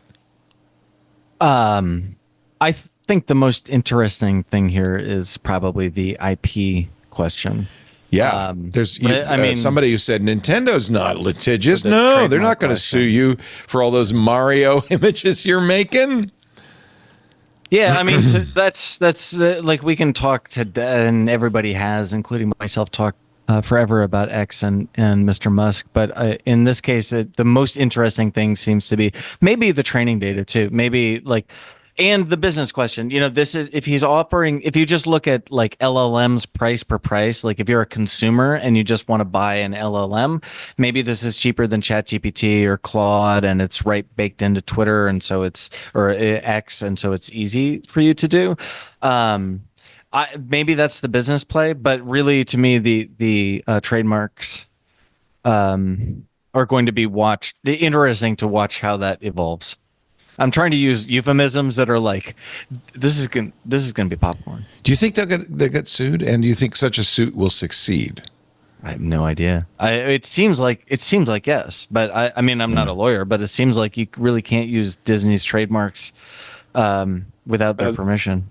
What I said on the show was, I feel like part of the calculation here is, okay, you're going to sue Elon Musk? Have at it. Not only does he have a lot of money, he has a huge megaphone. And so, let's say Disney or Nintendo does that, and he has all the money in the world, he can go to bat with you, but he'll also trash you. So I just feel like that's part of the calculation here. Having said that, you can do anything with this stuff, with these pictures. I mean, how long can you hold the breach against that? Do you know what I'm saying? That's really true. And are you going to sue Grok, or are you going to sue the people who disseminate? Right. Because, Leo, I could, there's the Section 230 part of it, but also I could put into my Microsoft Word right now copyrighted material, go on a podcast, spew it, and not give credit. Are you going to sue Microsoft? Right. Yeah, good point. Or the phone company when you call in a bomb threat, right? This is the law. That's why it's fascinating. It's why you have to go to law school for 4 years, I guess. It's just, I feel like that trying to stop this is putting your finger in a dike that is about to burst. I mean, it's just we're going to see a flood of this, and you're not going to stop it. No, it's just going to be interesting. That's it's going to be interesting, and every tech journalist wants that. That's a good thing. That's good for us. Actually, Starlink is in a little bit of trouble. AT&T and Verizon have gone to the FCC to thwart Starlink's plan to work with T-Mobile. They got initial approval, but then they went back saying, we want to increase the power we use 900%. AT&T said SpaceX has requested increase to the allowable power flux density limits for out-of-band emissions. Sounds like something out of Back to the Future. Would cause unacceptable, harmful interference to incumbent terrestrial mobile operations. In other words, if SpaceX gets permission for this, it's going to be bad for mobile carriers. SpaceX plans to offer cellular service with T-Mobile. Even if you're away from a tower, you'll be able to get SpaceX Starlink connectivity and make phone calls or send text messages or whatever it is. Verizon predicts phone problems. I hope nothing happens to Starlink, because that's the only way. I'm pretty rural. Are you on Starlink right now? I'm on Starlink right now. Whoa, Leo. Dude. Yes, I am. I did not know that. Yeah, no, it's I was thinking the other day, what are some of the most impressive tech products of, the past however many years? I would put Starlink up there. It is really good. It is really fast. The latency is very low. I can play online games, let's just say Fortnite, online games. It is very good. I wrote about it for CR a couple months ago, and if it weren't for Starlink, I would basically not be able to do my job. I wouldn't be able to be here with you guys. And I don't work for Starlink. I pay for it. Starlink's really response is, of course, these guys hate us. This is undermining their entire business. We're not going to interfere with it. We're just going to interfere with the money they make. That was a reveal, Nicholas. I was going to say, know, I'm amazed. This is the most the biggest endorsement of that product. Like, I'm looking at you these last 2.5 hours, and no idea. like there's no latency. Idea. Yeah, quality's great. It is really good. It's what is it, 120, maybe 150 a month? I forget. Reasonable. It is sufficient. I want to say, how fast do you know what your speeds are? Offhand, I think it's more than 100, maybe 200 megabits a second, like if I'm downloading from Steam or whatever. So That's good. Not as fast as Verizon Fios, it's fine. but it's plenty. Like it's that level of like, yeah, this is good enough. And could it be faster? Yeah, I've had faster, but like at a certain point, it's like it's not. Yeah, but also like, your wired provider lies to you half the time anyway. They tell you what you're getting, but in reality, you're not getting that. Yeah, and I'm in the middle of nowhere. Like I'm looking at the Catalina Mountains right now. Like if I didn't have that, like there's no Comcast here. If I wanted Comcast cable, they're not even picking up the phone. Here's the important thing. Even if you did have Comcast, they would be the only choice without Starlink. So what Starlink's doing is forcing everybody to up their game. We're Comcast. I'm on Comcast Business right now. That's all I can get here, or I could get, bad DSL, but I'm not going to do that. Now, I have to say Comcast has gone down every once in a while over the last few weeks. So we just ordered a Starlink for the roof for redundancy. Because I mean, if I'm in the middle of a show and my bandwidth goes out, that's a problem. Yeah. For redundancy. And thank goodness there's an option. And I don't remember any. There was one like moment of downtime, maybe earlier in the summer for like maybe 5 or 10 minutes, and I checked X, and everyone was like, "What's happened to Starlink?" But it was back up, within a few minutes. Wait. Do you have problems with storms? I know this is maybe naive. No. Not at all. No, and we're in the middle of monsoon season, so we get pretty intense thunderstorms almost every afternoon and evening over here. Which kind of dish do you have? Do you have the flat one? Do you have a new one? I'd have to check. I forget. I will give people a review of it because we ordered the business class Starlink dish, which is flat, and it looks very different. Oh, there it is. I think ours looks like that. Yeah. Does it look like that? Yeah. And they're because it's a business class. It's like a terabyte a month. They do limit the total amount of bandwidth you can use, right? No, it's unlimited. Like bandwidth caps. There's no caps to my knowledge. And I'm a big gamer, so I'm downloading stuff from Steam all the time. I thought there was a bandwidth cap. No, not to my knowledge.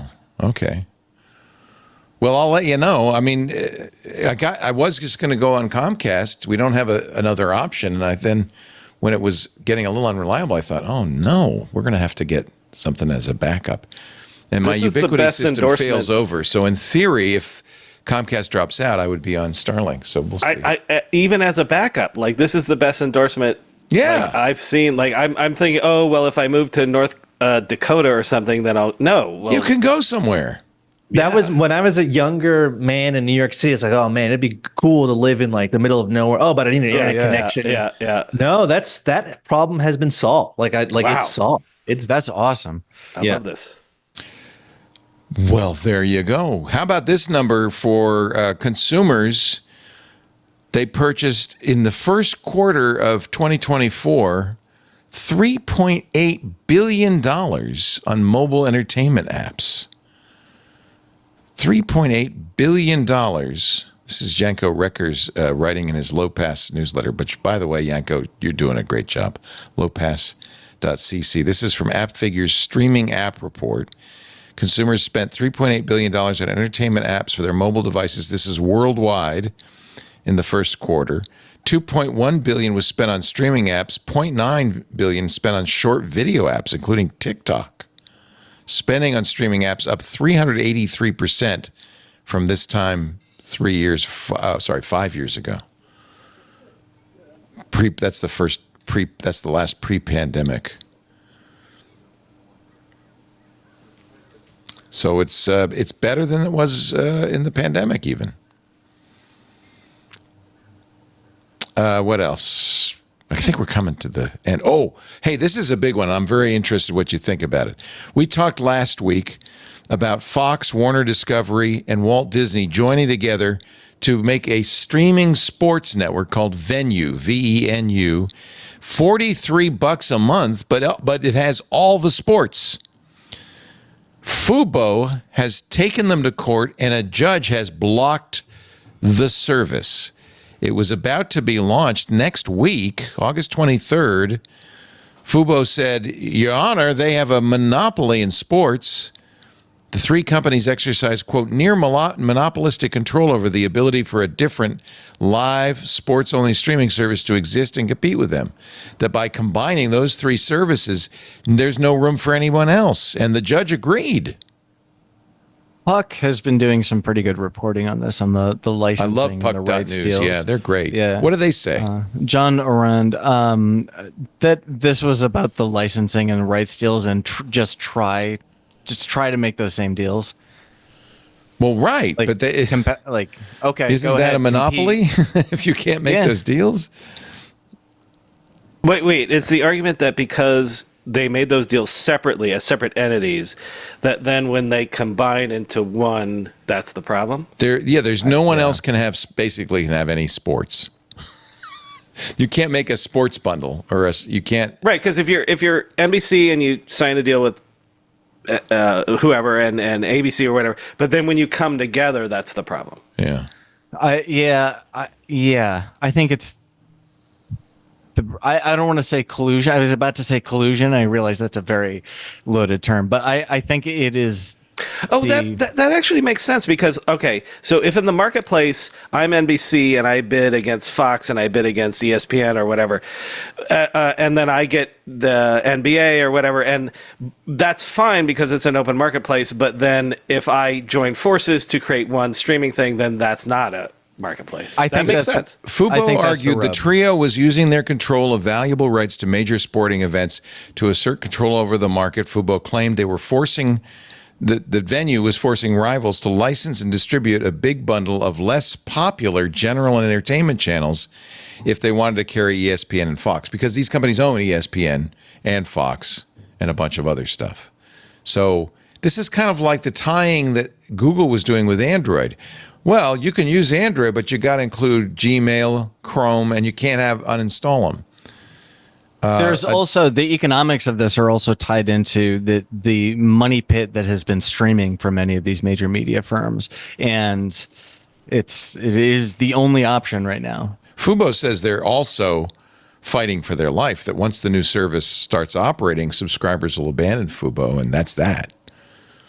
And the judge apparently agreed. The three companies argued that what would reduce competition is blocking the service by robbing viewers of lower-cost options for watching games and limiting innovation in the marketplace. Fox, Warner, and Disney argued the joint venture doesn't stop the individual companies from licensing their sports rights to use outside of Venue, or even for offering them directly to consumers. Fubo is a weak competitor that adds little value to the TV ecosystem and deserves to die. I think I did this story. It's going to be like $45 a month if this happens. 43, yes. Right. Yeah. It's expensive. But that's expensive now. You think that's going to last even that cheaply? Right. Might be more. Yeah. On the other hand, I've asked friends of mine who are sports fans, and they say it's going to have all the sports. I said, yeah. And they said, okay, sign me up. It basically is, if all I watch is sports all the time, $43 is fair, because then I don't have to subscribe to HBO and all these other things I'm subscribed to watch the sports, Peacock, all this other stuff. I get it all in one place. Anyway, if you were excited about Venue, it's on hold. It's on hold. And finally, the big story of the week, which I've buried all the way at the bottom. Microsoft is removing the FAT32 partition size limit in Windows 11. Wait a minute, what? So you may remember that if you're using FAT32, you were limited to 32 gigabytes, right, of the for the partition. Turns out, no, that was just made up. We can make it whatever we want. They're going to make it 2 terabytes for FAT32, starting with the latest Windows 11 Canary build. In other words, the 32 gig limit was made up, artificial, and Microsoft has decided to increase that number. But the GUI-based Windows disk formatting tool will still think it's 32 gigs. So, and for those of you who don't know what FAT32 is, kids these days, I swear to God. All right, I think we can. Are you having a storm, Dan? Is that what you're saying? I think we both are. Well, yeah, Brian and so I was just going to say we should both get on Starlink, Brian. Like, so is your internet going out because of the storm? not on briefly. my end, but on your I did end? for about 15 seconds. Yeah. Wow. Where are you guys? Crazy. We're in Brooklyn, both of us. Yeah. Wow. Different sides of the Gowanus Canal, but yeah. Yes. Yeah, for sure. But we should Starlink, right, Nicholas? I've said all I can. To me, that's the story of the day. I mean, the story of the week. That's really fantastic. Me too. I grew up. I went to college in South Dakota in the middle of nowhere. It was a great little college town. It was fantastic. I'm being a little hyperbolic, but I would always backpack with my dad and with my friends into the wilderness, and often, there's a cabin, and you're like, man, if that cabin had internet, yeah, I would never leave. Well, you can have internet. This was always the thing I loved about the idea of Starlink, was that you are going to put internet in every corner of the planet. I didn't realize it was going to cost so much. There were going to be issues about blocking out the sky Light for pollution. astronomers. Yeah, I don't like things that. like that. I don't like the light pollution. But it's pretty cool. And I had no idea. Have you always been on Starlink, Nicholas? Since yes, you for the moved? past I've been in Starlink since great. I don't know, March. Well, I'll tell you, we'll do a test. I will randomly flip back and forth between Comcast and Starlink. I think I'm getting it installed next week. So, well, and also he's clearly getting better connection than I am now because there's lightning. You guys are getting all blurry. Nicholas is getting clearer. Seems fine here. So yeah. Nicholas De Leon, I hope you write an article about this for Consumer Reports. I did. In the springtime, I wrote it. My first experience, because I was a little skeptical. I was like, oh, geez, this satellite thing. I had some experience with. I had an uncle who lived in kind of rural upstate New York. Yeah, the old Hughes and DirecTV, and that was not great. Bad. And so, and like, big limits. Here we go. They had big bandwidth caps and things. Yeah, it was not a good. So I was a little bit skeptical, but then I'm like, oh, okay, this is, and as I played games, I was like, okay, so I can like do email, I could do Zoom, but can I play Halo? Right. Can I play whatever? Well, latency would be the concern, because you've got you're up in the, you got to bounce up to the satellite. The satellite has to bounce it to some sort of ISP terrestrial station, get it back, bounce it back to you. That should have lots of latency, but somehow magically Elon's done some. I have no idea, but thing. It works. It definitely works. Catch Nicholas's work at Consumer Reports. When are you getting them to do a podcast? Oh my God. I will give you the email of the person to ask, because I'll say no more. I want you to do it. Nicholas De Leon, Senior Electronics Reporter, Consumer Reports. A pleasure having you on. Thank you for being here. Thanks, Leo. I see you have one wolf howling at the moon. Yeah, I'm redoing the room. Maybe the next time I'm on, it's gonna look way more. I like the Santa Fe style architecture, Pueblo Revival. So it's gonna be Adobe white walls. Good. It's gonna look very cozy and You're cool. replacing our former Southwest reporter Ed Bott, who lived in Tucson, I think, or Santa Fe. I never can remember. Albuquerque, maybe. And he moved for some reason. He moved to North Carolina. So you are now our official Southwest reporter. Awesome. Thank you, Nicholas. Thank Dan you. Patterson, I love you. It's always great to have you on. You are such a great friend of the network. Oh, you too. Dan is just behind the scenes, so supportive. I really appreciate it. Now he's a proud papa.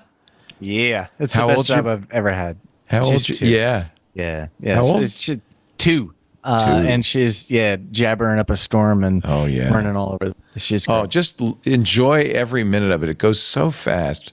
My kids are 30 and 32 now. Oh, good heavens. And I look at pictures of them at that age and I go, oh man, I wish I get that back. Those are the days. It is pretty magical. Yeah. I loved it. That was Brian. That was it. I felt it, and that was it. I didn't mean to bring too much up that was private at the beginning, but I felt your kid. No, thank you for bringing it up. That was a great story. Yeah, that's great. Thank you, Dan. Blackbird AI. What's the website? Blackbird.ai. Blackbird.ai. Yeah. Okay. Yep. And his blog is at blog.danpatterson.com. So there. News.danpatterson.com. News. Oh, we've had it wrong the whole time? It's all good. I'm sure I gave the wrong information. I'm sure it was on me. Benito, fix that now. It's too late. Doesn't matter now. It should be that biz. News.danpatterson.com. And of course, Brian McCullough, you can listen to him every day. You actually sometimes 7 days a week. He's a glutton for punishment. Well, aren't you too? No, I'm down to 5 shows a week. I'm like, I'm coasting. Okay, Maybe I'm approaching. 6. What's on our chart? I'm approaching my 2000th episode. So that's we're way on ahead of me. That's amazing. Yeah, 18 something. So at some point we're going to hit 2000 episodes. Tech Meme Ride Home, 15 minutes every day. Tech news in and out, super quick. Nice. It's great to have you. Thank you, Brian. Thanks to all of you who watch the show now from the beautiful confines of the Twit attic. Thanks to Benito Gonzalez, who is at home doing the show. Benito, show the reverse shot. So people said, well, what does it look like from your point of view? I am looking at 1, 2, 3, 4, 5, 6, 7 monitors and trying to figure out what goes where and how it works. But I have to say, the attic has become a great place to hang. Thanks to you, Benito, making it possible. Burke McQuinn, who hung the lights. Anthony Nielsen, our creative director, who also worked on the look and feel of the attic. He did a great job. I really appreciate it. And most of all, thanks to our Club Twit members. Your $7 a month makes it all possible. If you're not yet a member, twit.tv/club. Twit. This week we did a special event for the club, a little coffee show on Friday with Mark Prince, the coffee geek. Had so much fun. He talked me off a ledge. I was going to buy a really expensive espresso machine, and he told me about one that was a quarter of the price, and he convinced me, and I can't wait till it comes. So maybe we'll have a little cafe clatch later. We're going to do more of this kind of thing, kind of ad hoc stuff where it's just stuff I'm interested in, maybe you're interested in too. So stay tuned. Join the club for the information about that. We do Twit every Sunday, 2 p.m. Pacific, 5 p.m. Eastern, 2100 UTC. You could tell what the UTC time. Somebody's saying, why don't you have a 24-hour clock? I do. It's my Nixie clock. It's on UTC. So we know it's now not dark 09 or something. What is that? How do you say that when it's 00 midnight is how we say it in the real world, but I don't know how you say it in UTC. It's 0010. So go to bed. If you want to watch us live, we're on 7 locations. Of course, Club Twit members get their very own stream in Discord. Twit is on youtube.com/twit/live, twitch.tv/twit, Kick, Facebook, LinkedIn, and x.com. You can watch us in any of those places, 2 to 5 p.m. Pacific time on a Sunday afternoon. After the fact, on-demand versions of the show at the website, twit.tv. 0100, but how do you say 0110? Dark 10. I don't know. Anyway, it's 5 o'clock somewhere, says Guy. Yes, it is. It's 5 o'clock here, actually. You can also watch a YouTube channel dedicated to Twit, the video, and after the fact, you can always download a copy. Get your favorite podcast player and subscribe. Then you'll get it automatically the minute it's available. Thank you, everybody, for being here. 993rd time, I'm going to say another Twit is in the can. We'll see you next week. Bye-bye. Amazing.